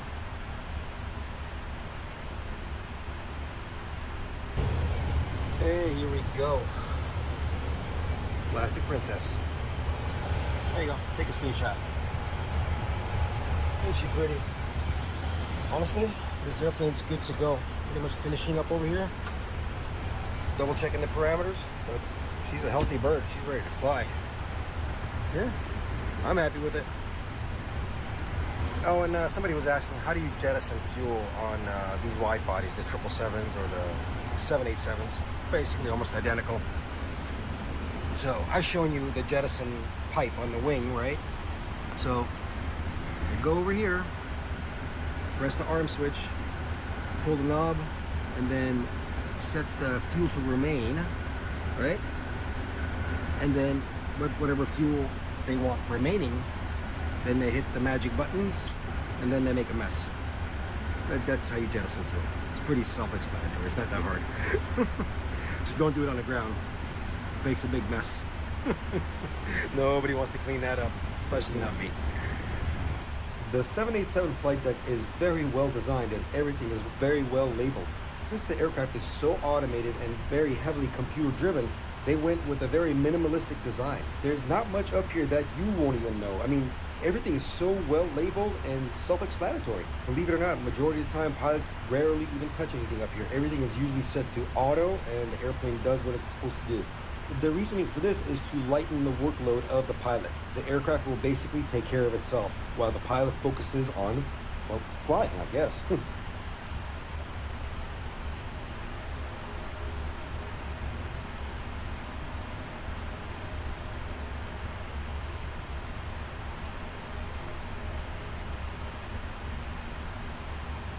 Anyway, we're done with the 787. This thing went out on time. We had a little bit of a break, and guess where we're going? That's right, cargo. And we know about cargo. Cargo never disappoints.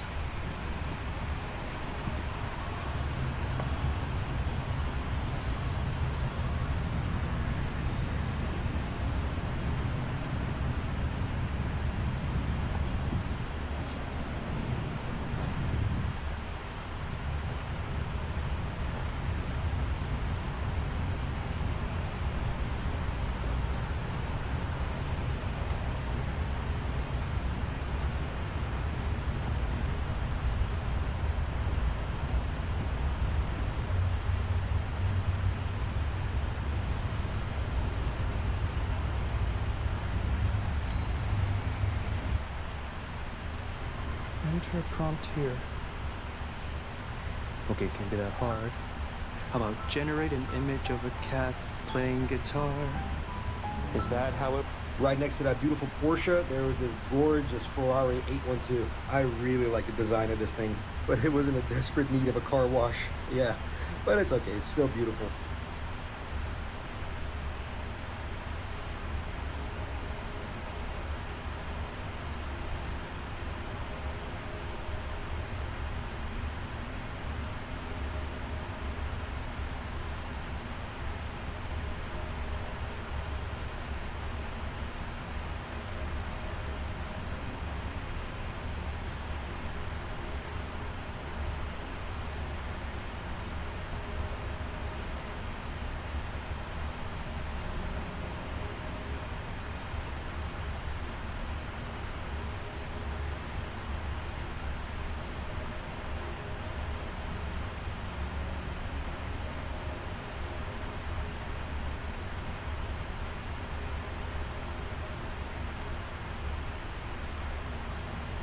I also noticed a bunch of these cars. They're all covered up. I don't know what these were. Mystery cars. Probably some kind of a concept vehicle. I don't know. You guys take a guess. What do you think it is?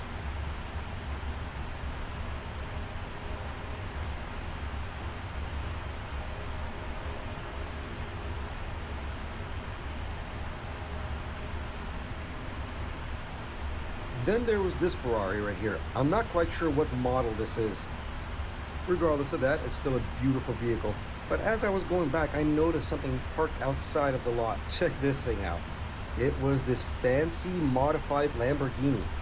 And it's kind of funny, the back end of the bumper says "Don't Panic." You know what? It reminded me of that, one of my favorite movies actually, Hitchhiker's Guide to the Galaxy. If you guys ever seen that movie, "Don't Panic" is a thing in there. Anyway, that was pretty cool to see.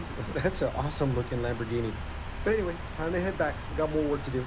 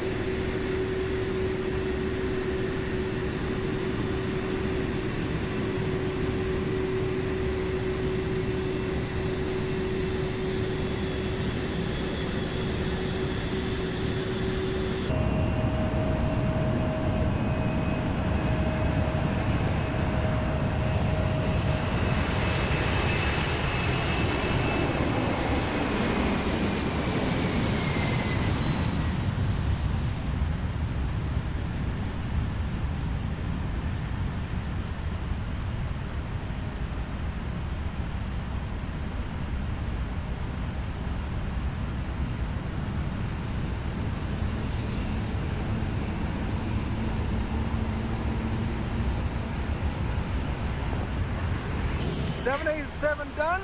Back to a 777. Lovely G90. Man, this thing looks like it's got some nice fresh blades.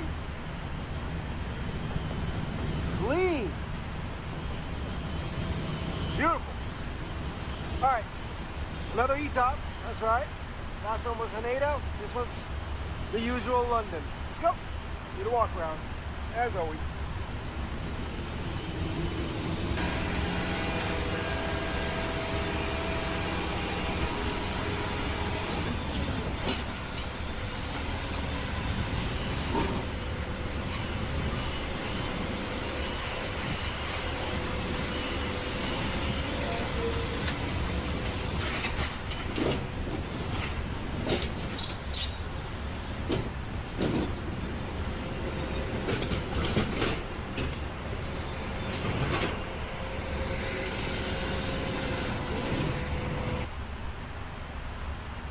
After performing the usual inspections on the outside and inspecting the cargo pits, now we get back inside the flight deck and just go through the parameters. Oh, one thing I've never mentioned or shown on the 777 is this little unit right here, or this area.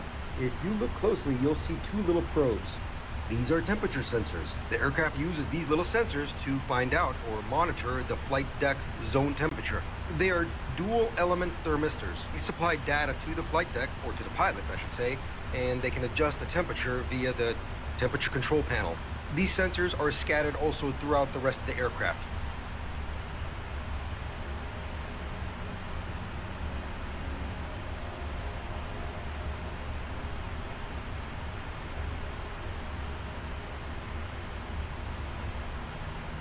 That's the panel I was talking about, the air conditioning panel. They can adjust the temperature to their desire.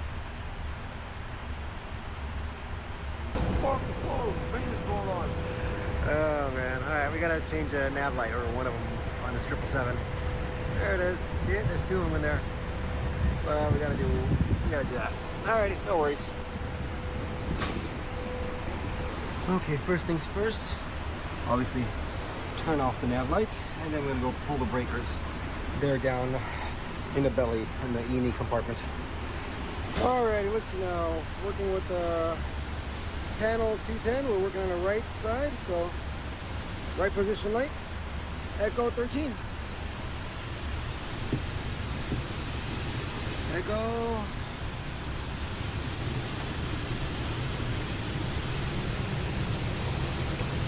There you go. Now we can go work on it.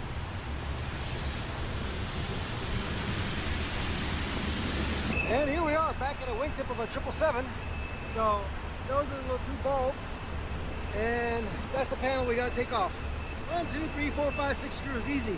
Comes down and it's hidden in behind. Now you'll see it in a second. Not that bad.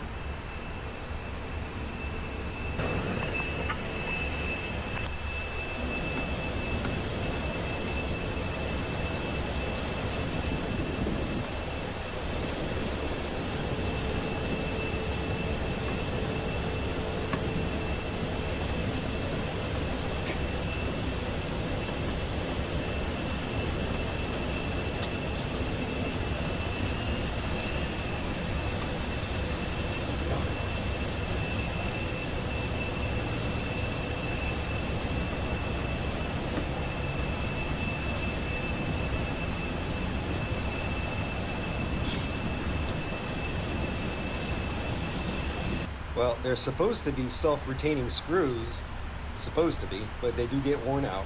It's one of those moments. Luckily, it fell right next to the ladder and I found it. But that rarely ever happens. If anybody's ever worked in this field or this environment, as soon as you drop a screw, it seems like the ramp opens up and swallows it. It falls under the same concept of the missing sock within the dryer. It just goes into a different dimension or something, I don't know. But it's okay, even if I do lose screws, we have plenty of spares. Alright, once that's removed, the panel's gone. Now we look inside. And that's where the light lens lives. So it lives on this housing. There's two of them. We gotta remove that little screw right there, and this thing all swings out. You'll see it in a second here. Pretty cool, huh? Oh, I forgot to mention, we've got to remove the cannon plug as well, so you'll see it. There you go. That's disconnected. And guess what? Ta-da!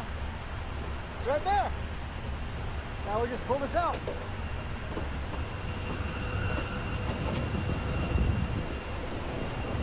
A couple of screws right there.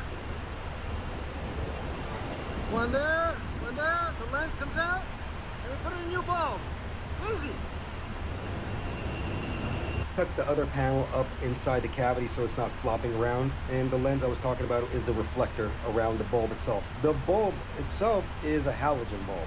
Even though one of them was burnt out, it's good practice to change them both out in pairs. So that's exactly what I did. Since these are halogen bulbs, you don't want to touch them with your bare hands or your fingers because you don't want to get your oils or the oils from your fingers onto the lens. It will deteriorate it. It will just make it burn out. So put on a fresh pair of gloves and do your thing. Oh, and just a reminder, because I have to mention this is reference only. I am using my aircraft maintenance manuals and I am doing everything per procedure. Now, I did not get to show you guys every single step of the way. There's some things that I just didn't have a chance to film because I know the armchair mechanics are going to come out of the woodworks and the keyboard warriors are just going to start typing angrily. Anyway, reference only. Enjoy. Keep on going.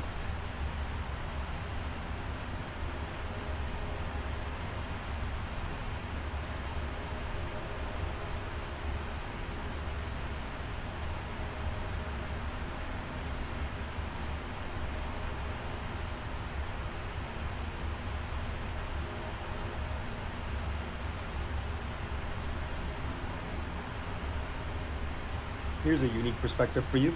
You are now inside of a wingtip of a 777-300. You are one with the airplane now. I'm just joking. Anyway, the process goes back in reverse. Put the assembly back in its place, reconnected the cannon plug right here. Now I know somebody's gonna say, you should have checked the light before reinstalling all of this. And usually I do, but I was confident this was just a bad bulb. And if it wasn't, then you know what, it's on me. I'm gonna have to do the work, not you. Anyway.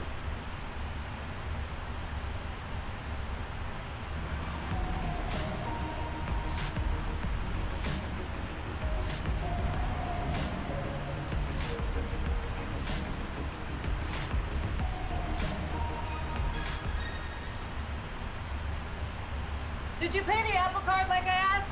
Oh, no, you forgot. Do it quick, the neighbor's watching. Oh, wow, that was fast. Yeah, a while ago, he did it.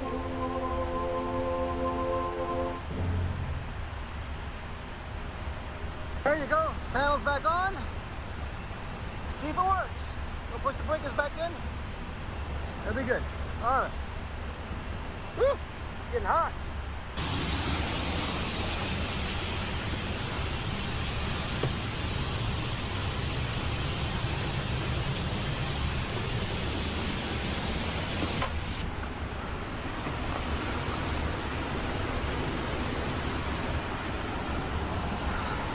And the result product, success. And put your little lights on. That's how we do that. All right, good, that's done. Now on to the paperwork. Fun, let's go. Take a quick trip to the hangar to pick up some stuff, and look what passed right by me. That's right, a beautiful C-17. Remember in the beginning of this video, you saw the president's airplane? Well, this is his detail. They're here to pick up all the vehicles, all the ground support equipment, whatever they have. They use C-17s to grab all the stuff they need. Sometimes they bring in C-5 Galaxies as well, but it's always nice to see this beautiful airplane. And this was a real coincidence and real cool that it happened. The crew chief, the mechanic on board, the crew chief mechanic, was actually, he watches my videos and he messaged me on Instagram and said, Stig, when two of our airplanes are here. I'm like, yeah, I know. I just watch you guys taxi by. He said, man, I would invite you, but we can't have anybody around while we're loading stuff that, people are not supposed to see. But anyway, I got to watch it taxi by, which was pretty awesome. Anyway, enjoy.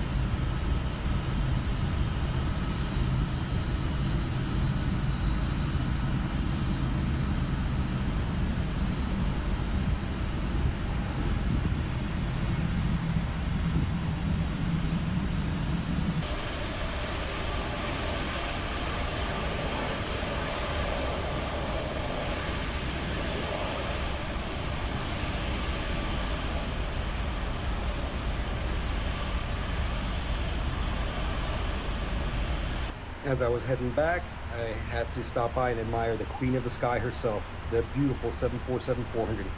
It's kind of sad they don't build them anymore, but trust me, these things are going to last at least 40 to 50 years, especially the brand new ones, the 747-8. You sure do miss working on this airplane. But you know what? Here's a fun little fact for you. Did you know that this airplane can actually have 5 engines? Let me rephrase that. It can actually carry an extra engine. The engine won't be functional. It's simply for transporting an extra engine. There are mounting points on the inboard side of the number 2 engine. In fact, why don't you go check out this website? It's Qantas. It's qantasnewsroom.com.au. They have a full article on how they did it, and they even have a beautiful video that's on YouTube. Definitely go check it out. It's a really nice watch. But overall, yeah, if you guys didn't know, a 747 can carry 5 engines. It's pretty cool.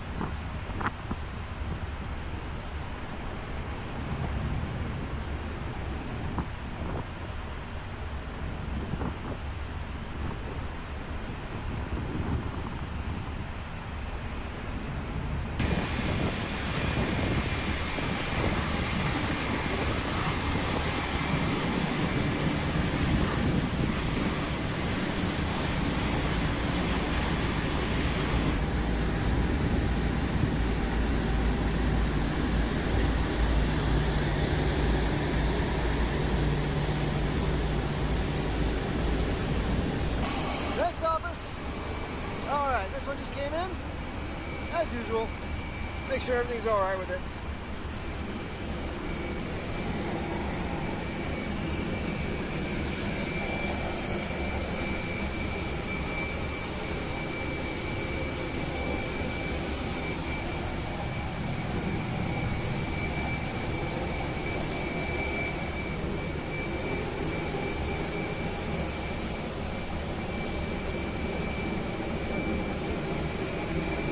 This is a V2500 engine, and a lot of you always ask, what is that pipe? Now, I've talked about this in the past, but I'll bring it up again, just briefly. This is called the engine gearbox breather vent. You always see it spewing out some smoke when the engine is running and the aircraft is taxiing up. It's a lot of influence from Rolls-Royce design. Most Rolls-Royce engines have this. Its primary reason is for the, as I said, the gearbox. The engine gearbox breather lets the gases from the gearbox go overboard from the nacelle. It's almost equivalent to the GE or the CFM family of that pipe that's coming out the back end. The center vent tube. I've talked about it before. Well, it looks like this one's gonna stay here a little bit. It doesn't leave until like almost 10 o'clock. Schedule change, so I'm gonna put it on ground power. No point in running the APU for like 3 hours or almost 4 hours. Oh well.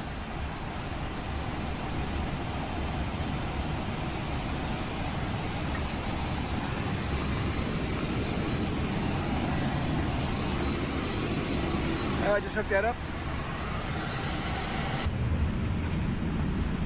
There you go, ground power available. Switch that over. Now it's feeding from external power, feeding the AC buses, AC essential, transformer rectifiers into DC power, and also we can charge the batteries. Pretty easy. So that if it was APU power, you would have a line right here. So.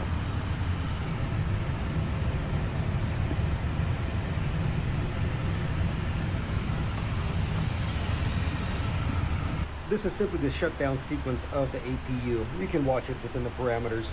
The N number right there, that is the rotation speed of the engine or the gas turbine, and the EGT, exhaust gas temperatures. Where it says flap open, that's the intake door.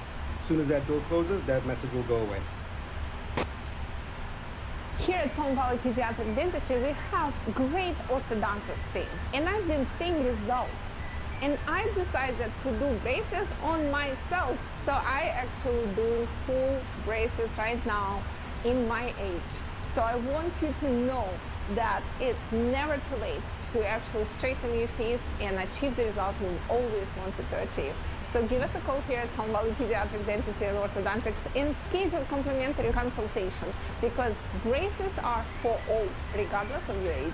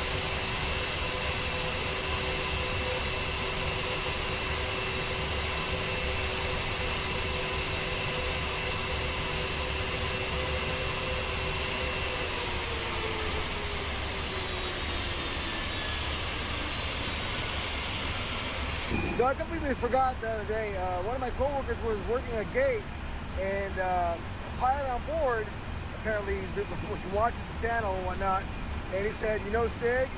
He goes, yeah, I do, but he's working a different gate. He goes, well, make sure to give this to him. And to the captain that gave him to give this to me. Well, thank you, sir. LAX Red Eye Squadron, Transcon. I love it. So, whoever the captain is, thank you very much. I got your sticker. Pretty awesome. Anyway, guys, that's pretty much it for tonight. I know, not too exciting, but we got to see some cool stuff. Hope you guys had fun. I will see you guys tomorrow. Later. Welcome back, everybody. One more day. Actually, a really slow day today, so not much going on. Just a couple of flights today. Schedule is slow for some reason today. Yeah, but anyway, it's all good. Still enjoy the weather and the airplanes.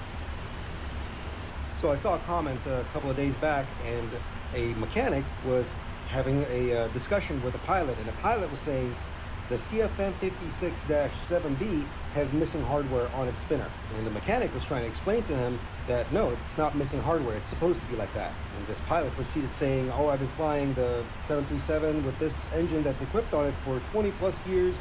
You don't know what you're talking about. It's missing hardware. And the mechanic kept trying to make him understand. No, it's supposed to be like that. And I'm here to tell you, yes, it is supposed to be like that. It's not missing hardware. Those holes are there for a very specific reason, and it's to remove that spinner. Here, I'll show you. You actually have to use a very specific tool. It's called a jack screw. You insert it into those holes, and it pushes up against the flange, and it basically removes or pushes the spinner out. So, to all my 737 pilots who fly this type of aircraft with this engine, don't worry. It's not missing hardware. It's supposed to be like that. But anyway, let's keep on going.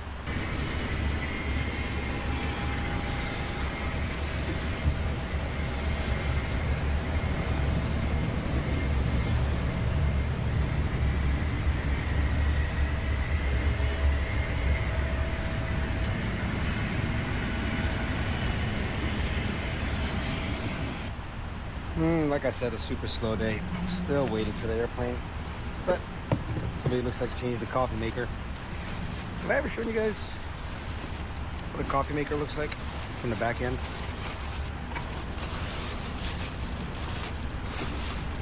And there's the front. That's where the coffee, the bag goes.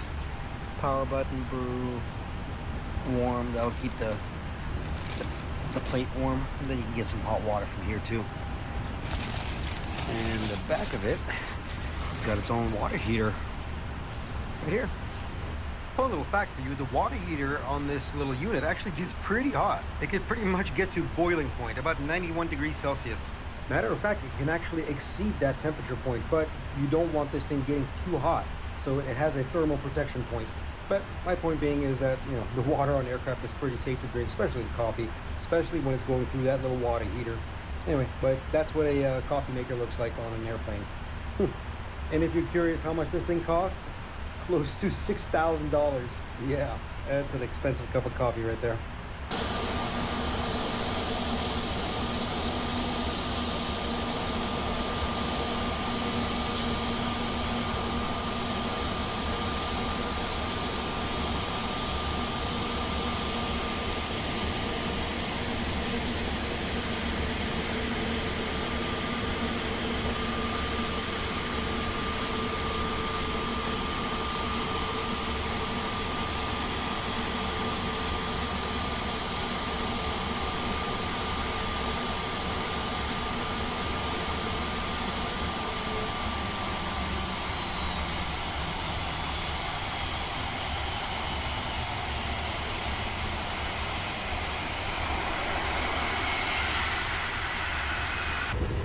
Oh, looks like it needs a little oil. I'll give it a little oil.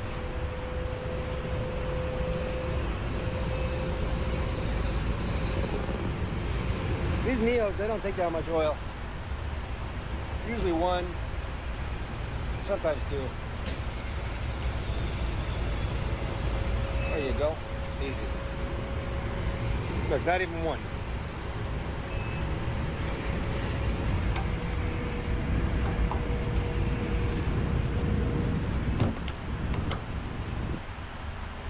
Dawn Power Wash has 3 cleaning boosters not found in traditional dish soaps. It's more than soap, it's power wash. Old Spice Gentleman Super Hydration Body Wash. Vanilla and shea. 24/7 moisturization with vitamin. Looking good, looking good.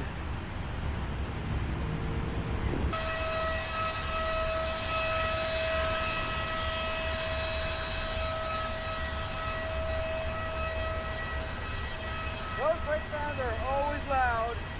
Alright. I just finished checking the tire pressures. Oh, I forgot to mention, this thing is going to Hawaii, so just gotta check the IDG oil level.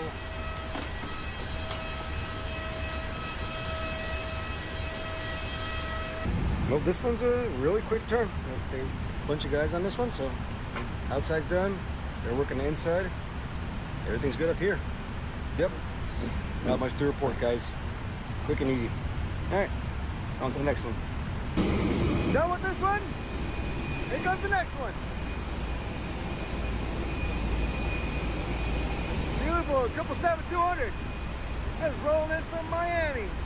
It's gonna go back out to Miami, but much later tonight.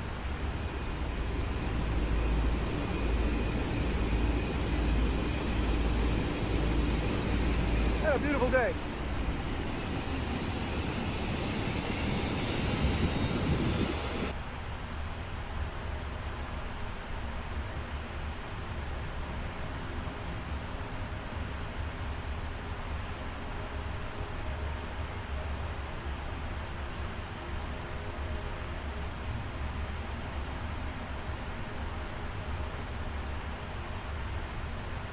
This one came in from Miami and was going right back out to Miami, but later on that night. So we just do a quick little walk around, check the logbook, make sure there's no inbound discrepancies. And that's about it, you know, the usual brakes and tires, making sure all the big pieces are hanging.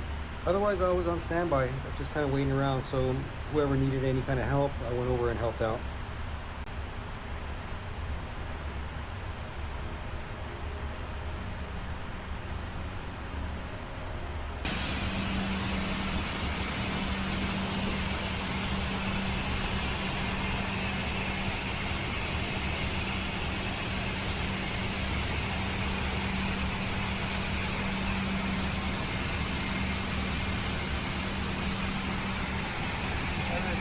red light comes on, I refer to the gas.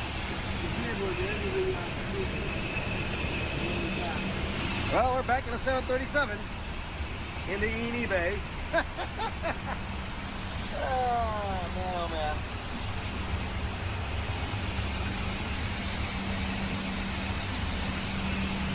Look at that. That's the catch tray. There's water does drip from upper galleys or whatever. It'll drain down and go overboard. Anyway, I'm waiting for, oh, there it goes. There was a pack temperature control issue. We did a bite check, verified it, we're good to go. Reset, go upstairs and make sure the fault went away. Anyway, those are the research fans right there. Fun.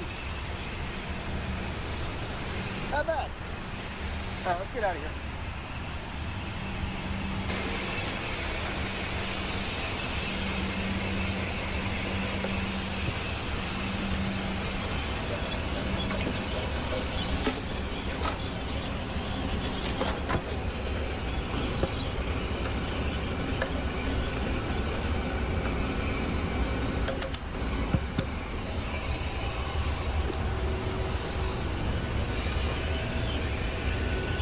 Let's go upstairs.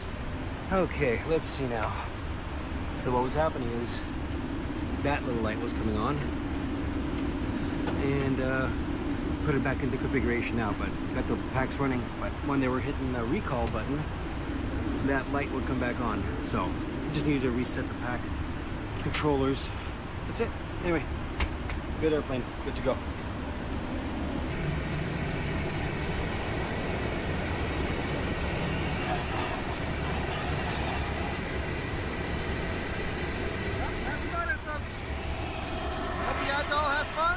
Enjoyed the weekend. Time for me to go home. I'll see you all on our next adventure. Later. Well, that about wraps it up, folks. Hope you guys enjoyed it. That last one was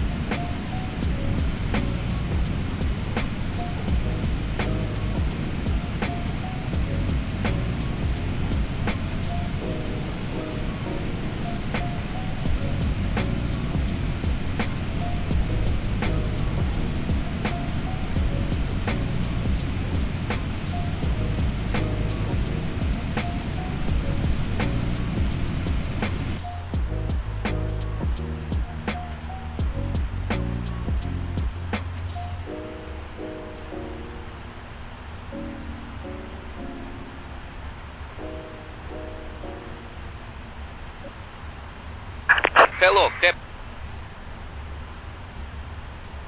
Boston Center, good evening. Air France 377 Heavy, flight 350.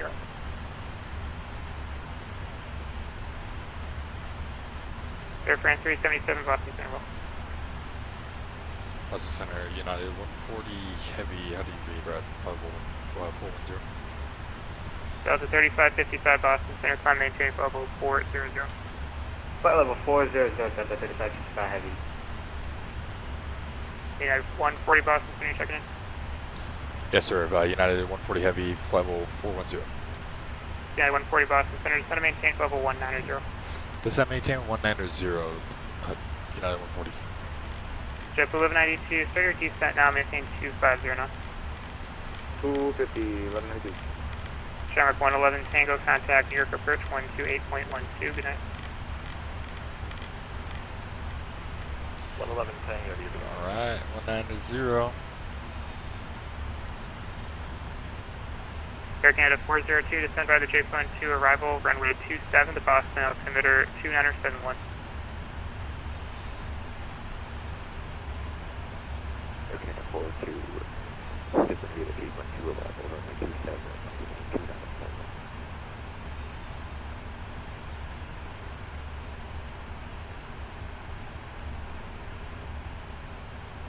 Let's see if we could grab the ATIS via the uplink.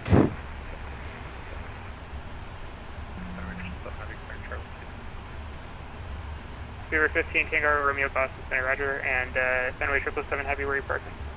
I'm just trying to. And 777 Heavy, Roger, Sierra to parking for now.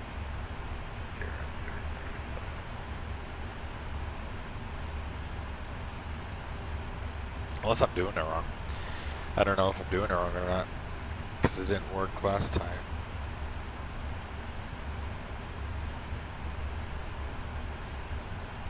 United 623, descend and maintain level 200. 200 for United 600. Air India 1058, contact Boston approach 133.0, good night. 133.0, you have a great night, Air India 1058.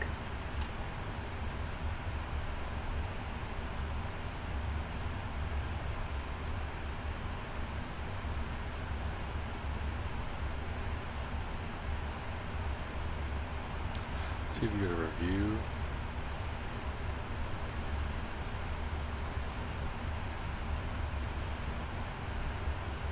Information. ATC position report.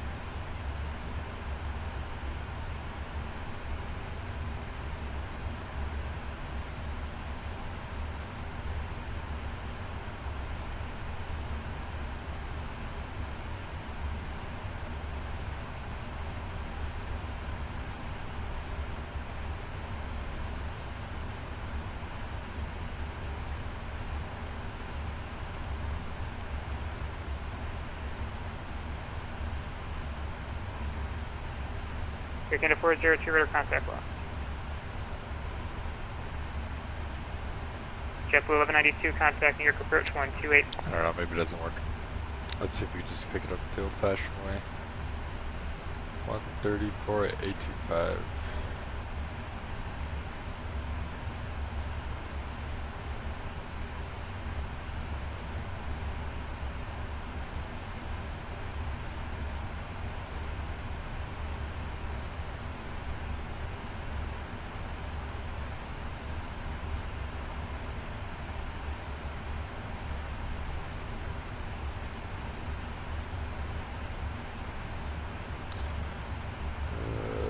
Close these out.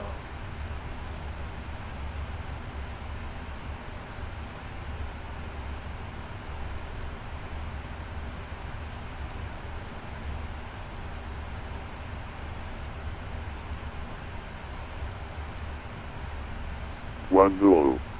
1350 at 14 gust 24. Visibility 10. Fuel clouds at 6,000. 8,500 scattered. 25,000 scattered. Temperature 29er. 2.15. Altimeter 29er 79er. ILS runway 4 right approach in use. GLS approach available upon request. Departing runway 4 left. Notices to air mission. Operate transponder on mode Charlie on all taxiways and runways. Retake all runway hold short instructions and assigned altitude. Advise on initial contact. You have information whiskey. Mission whiskey using 4 left down there. Newark Airport 8. Let's do the ILS 1/4 right.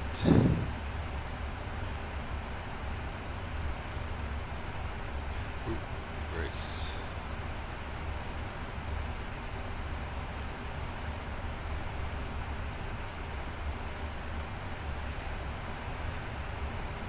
Come over here, go to approach, we'll search, arrival, approach,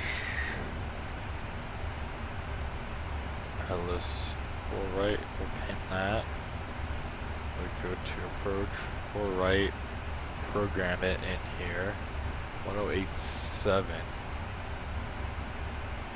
is the frequency.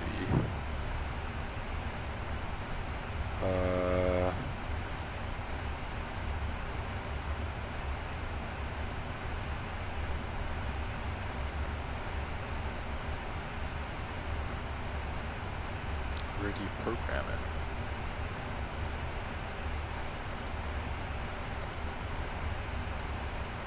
VHF.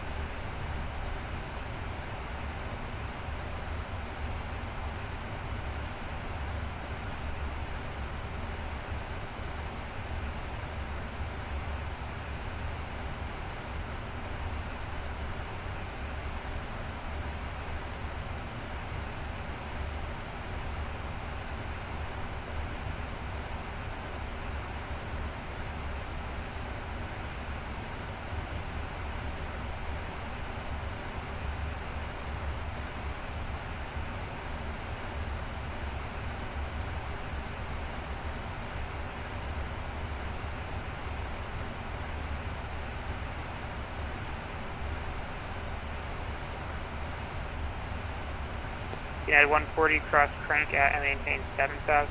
The Stewart altimeter 2987. Cross crank at 7,000 you said for United 140? United 140, that's correct, crank at 7. Alright, we'll cross crank at 7,000 and okay to 7,000 for United 140.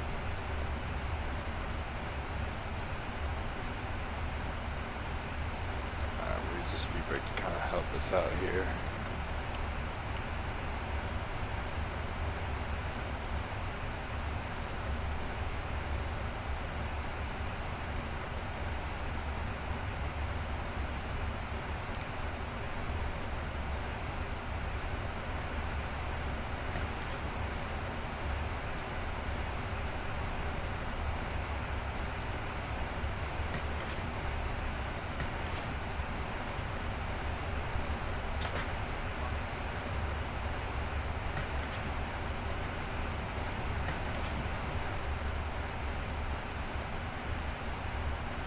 United 1914 Boston, Center, climb maintain 16,000, the Bradley altimeter 2983.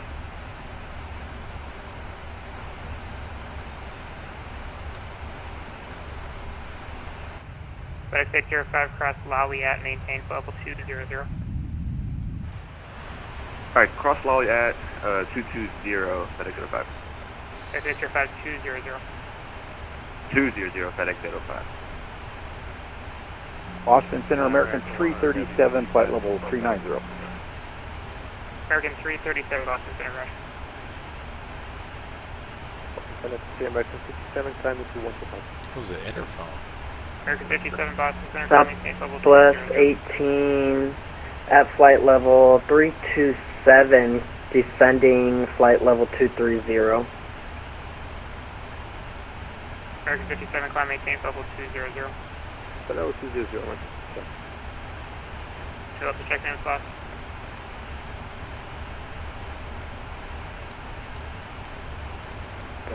Afternoon, Boston Center, just 295 with you, photo 270.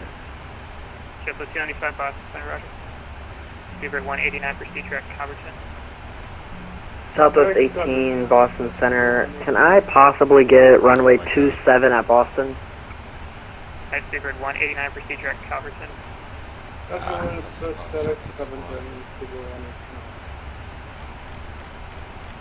Boston American 100 Heavy with you, 15,000.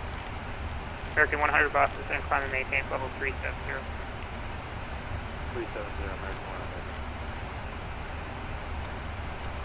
Shamrock 111 Bravo, contact New York approach 128.12. Have a good night. New York approach on 12812 for Shamrock 111 Bravo. Good night. United Southwest 18, flight level 30.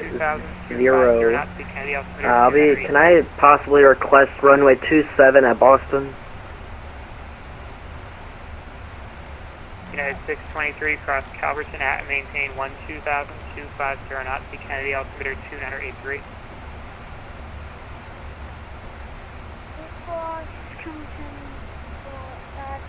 Level 120 and the altimeter is go to the 29er.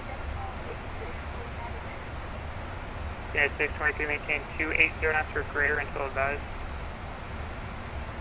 280 knots until advised for United 600. Super 189, maintain 280 knots or less. 280 knots or less, 201. Air Canada 402, contact Boston approach 133.0. Good night.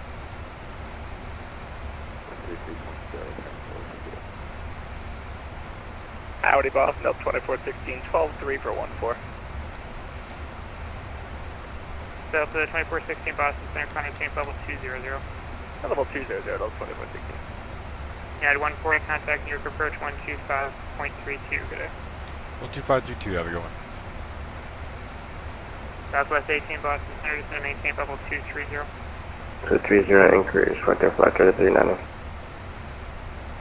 November 66 Mike, fly heading 330, descend and maintain 3,000. 330 down to 3,000, 66 Mike. And 66 Mike, just let me know when you see Philadelphia. We'll call you, 66 Mike. And Duke approach, United 140 heavy descending through 13,800 for 7,000. United 140 heavy, New York, hello, ILS 4 right, altimeter 2983. 2983 and ILS 4 right. United 140. Keep on saying 20 whiskey. I keep wanting to say 20 whiskey. Frontier flight 3390, turn 20 degrees right, vector for traffic. 20 degrees right from the flight 3390.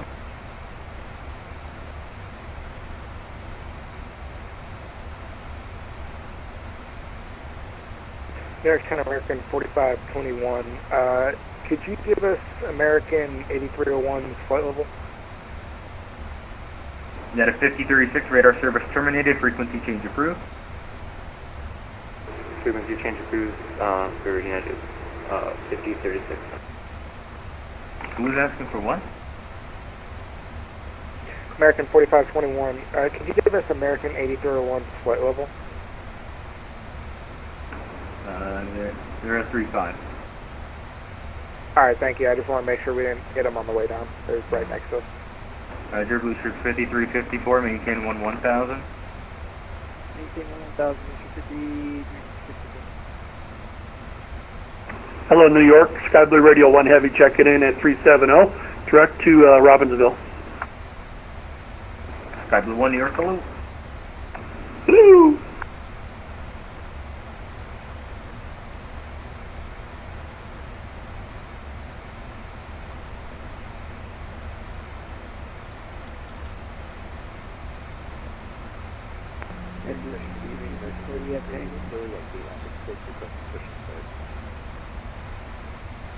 I don't control the round trip.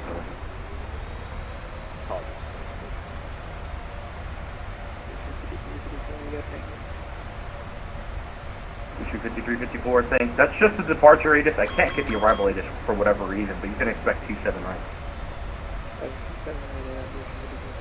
Actually, I'll do you one better. Expect only 35. We'll stick with 27. Okay. New York Center FedEx 805, passing through flight level 260, crossing Wally at 200. FedEx 805 New York, hello. Oh, it's already plugged in. Okay, sweet. 66 Mike, Billy inside. 66 Mike, clear visual approach, runway 35. Clear for visual 35, 66 Mike. Frontier Flight 3390, flighting 050, descend and maintain 15,000. Altimeter 2983. 050, Frontier Flight 3390. Sorry, Departure Delta 5150 with you 4000. Good evening, Center Air Portugal 429 with you at flight level 120. 120. United 1149 heavy, turn 10 degrees left, maintain 3000. 10 degrees left, descend 1149.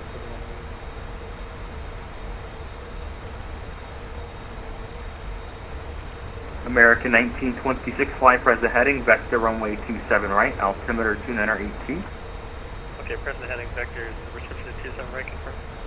Affirmative, it's going to be 27 right and maintain 6,000. Okay, then 6,000. Air Portugal 249 with you at flight level 120. Portugal 429, New York, maintain flight level 230.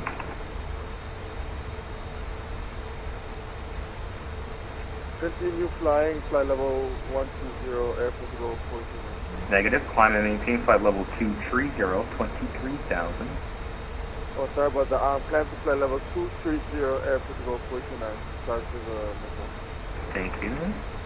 Delta 5150 with you 5000.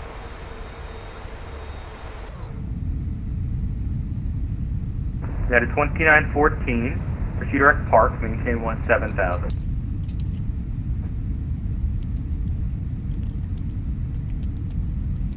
United 2914, New York.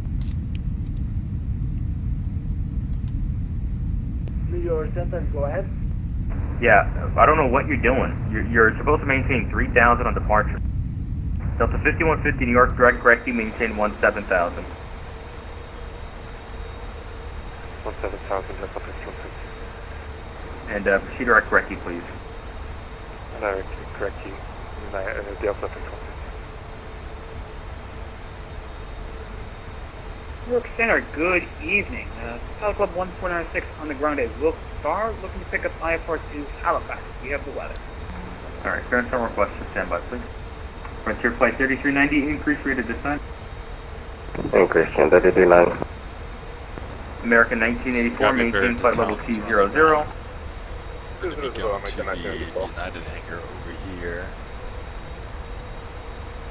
So we'll have a little bit of a And Frontier Flight 3390, you have a reroute, advise ready to copy. Go ahead, Frontier Flight 3390. Frontier Flight 3390, clear to iSlip via Dunny, Delta, Uniform, November, Echo, Echo, Victor 139, Sardi, Sierra, Alpha, Romeo, Delta, India, direct Calverton, Charlie, Charlie, Charlie, direct. Alright, from present mission direct to Dunny, Victor 139, Saudi, Sierra, Alpha Romeo, Delta, India, and Calverton, Frontier Flight 3390. Frontier Flight 3390, read back correct, clear direct to Dunny. Dunny, Frontier Flight 3390. Should give us Victors here. We'll see what they want to do with us. For Blue Street 5354, cross bunts at 8,000. It's going to be gusting, so it's going to be interesting landing. It's probably going to be really bad. American 1926, descend and maintain 3,000. Down to 3,000, 1926. The seatbelt signs on. Yeah, 66 Mike, landing clear. 66 Mike, sorry about that. Runway 35, clear to land. No worries, 305, clear to land, 66 Mike.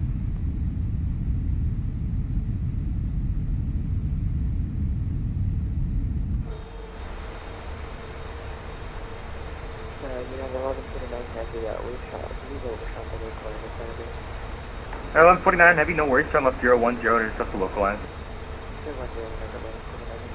Frontier Flight 3390, cross Dunny at 9,000. Dunny 9,000, Frontier Flight 3390. Air Portugal 429, contact Washington Center 133.17. Contact Washington Center 123.17. 0.725, Air Portugal 429. Thank you for your service, and my bad for the altitude change. See you. No worries.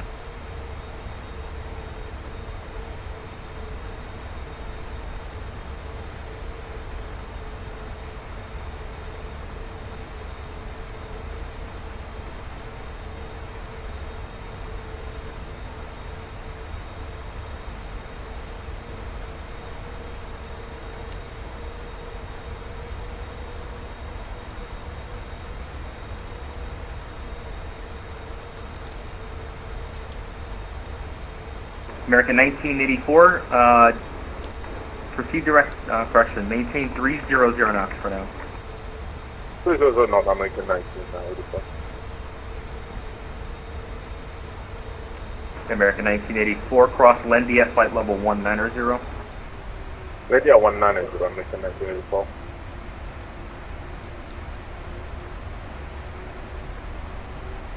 Frontier Flight 3390, Boston Center 134.7. Over to Boston, Flight 3390. And Blue Streak 5354, I'm going to be closing up here. Radar service terminated, frequency change approved. Have a good day. Sky Blue Radio 1, contact Boston 134.7. No. 34-7, thanks for being here, Sky Blue 1. No problem. FedEx 805, descend and maintain flight level 190, maintain 250 knots. 190, maintain 250 knots, FedEx 805.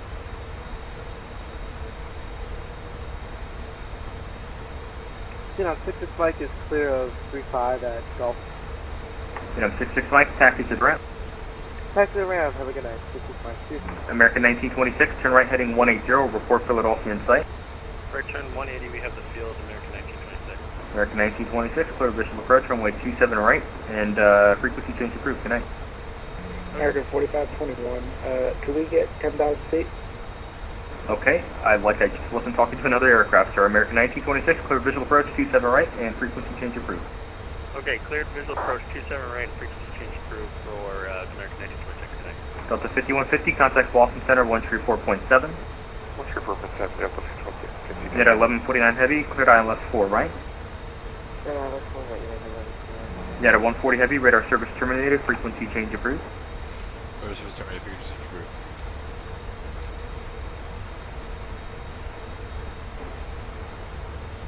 Aww. That sucks. So close. But we couldn't get full ADC.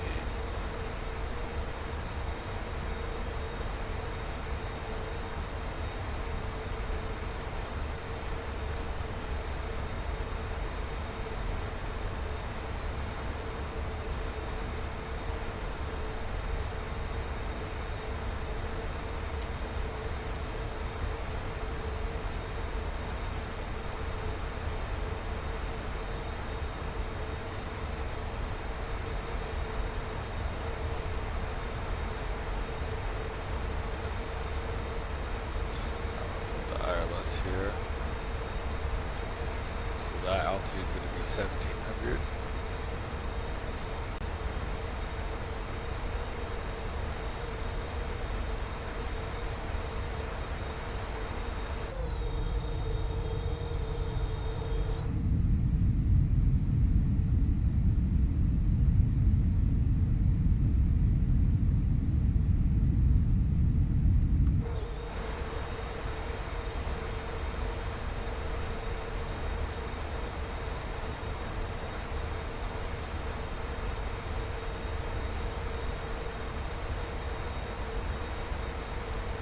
Traffic command at the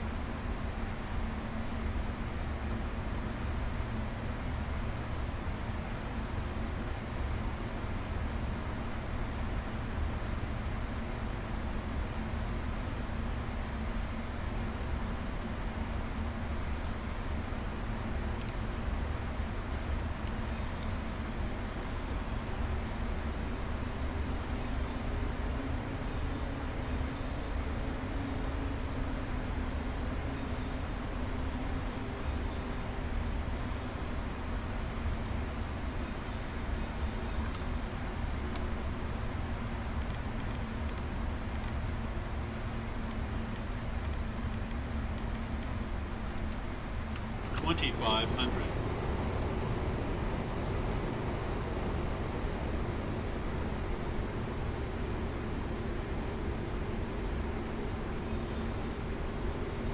Alright, here we go.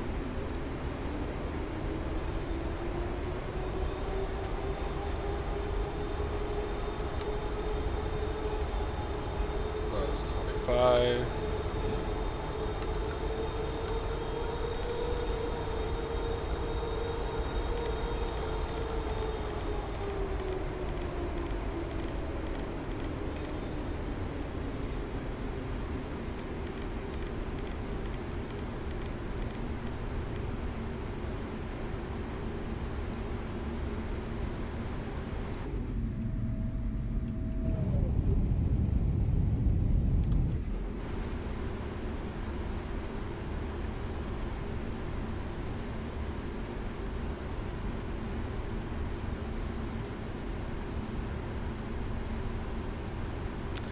Might plant this thing.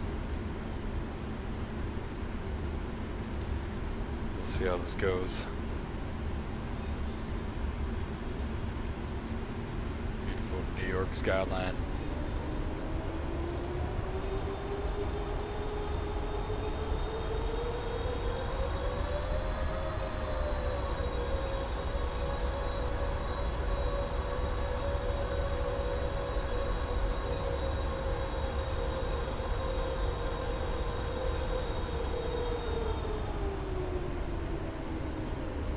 One thousand feet.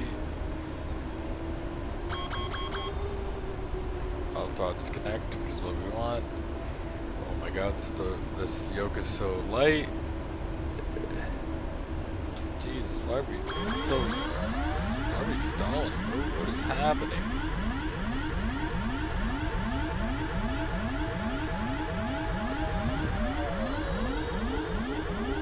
Okay.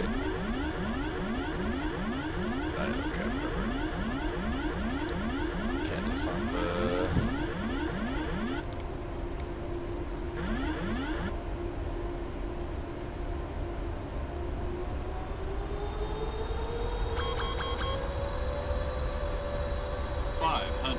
oh, I hate this yoke. Oh my god, I hate this yoke so bad. After flying in real life, I hate this yoke.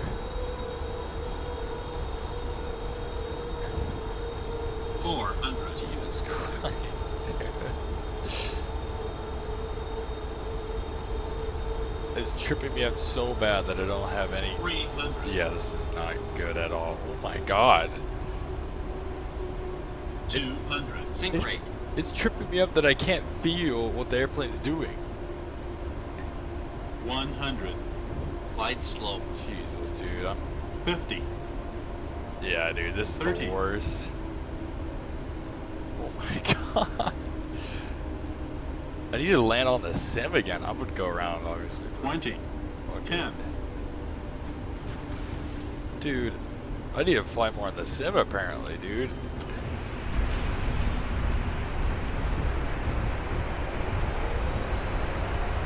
Oh my god, I need a New York.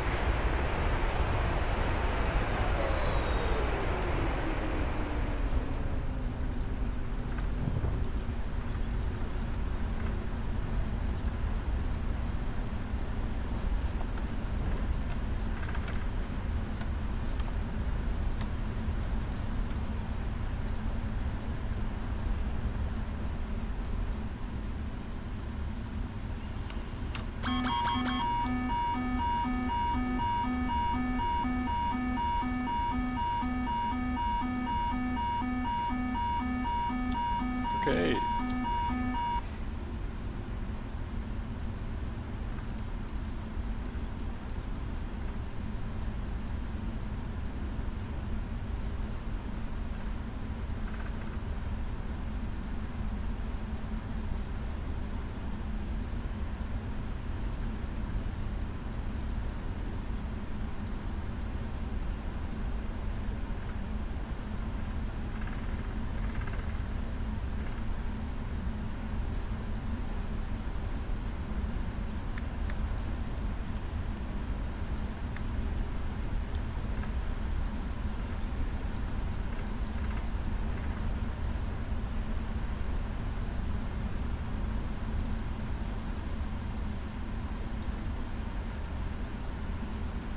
traffic.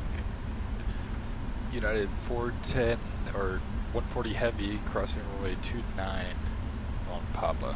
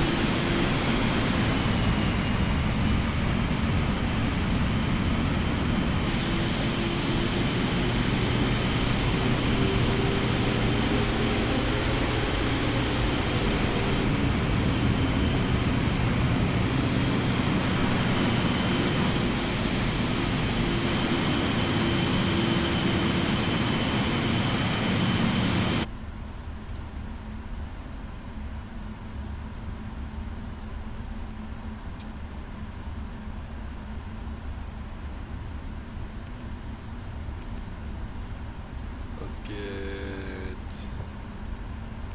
ground service for the trucks.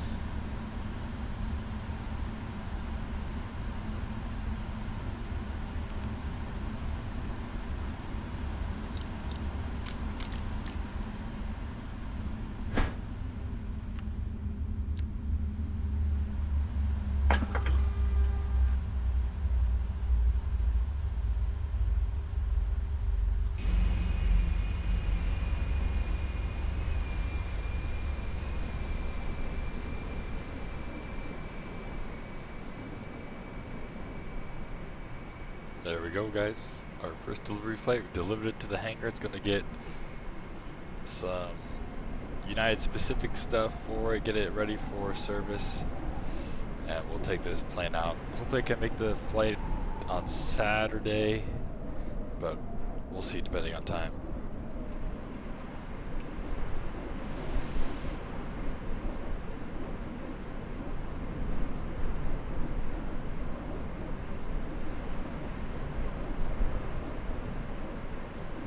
But yeah, there she is. Hope you guys enjoyed. Have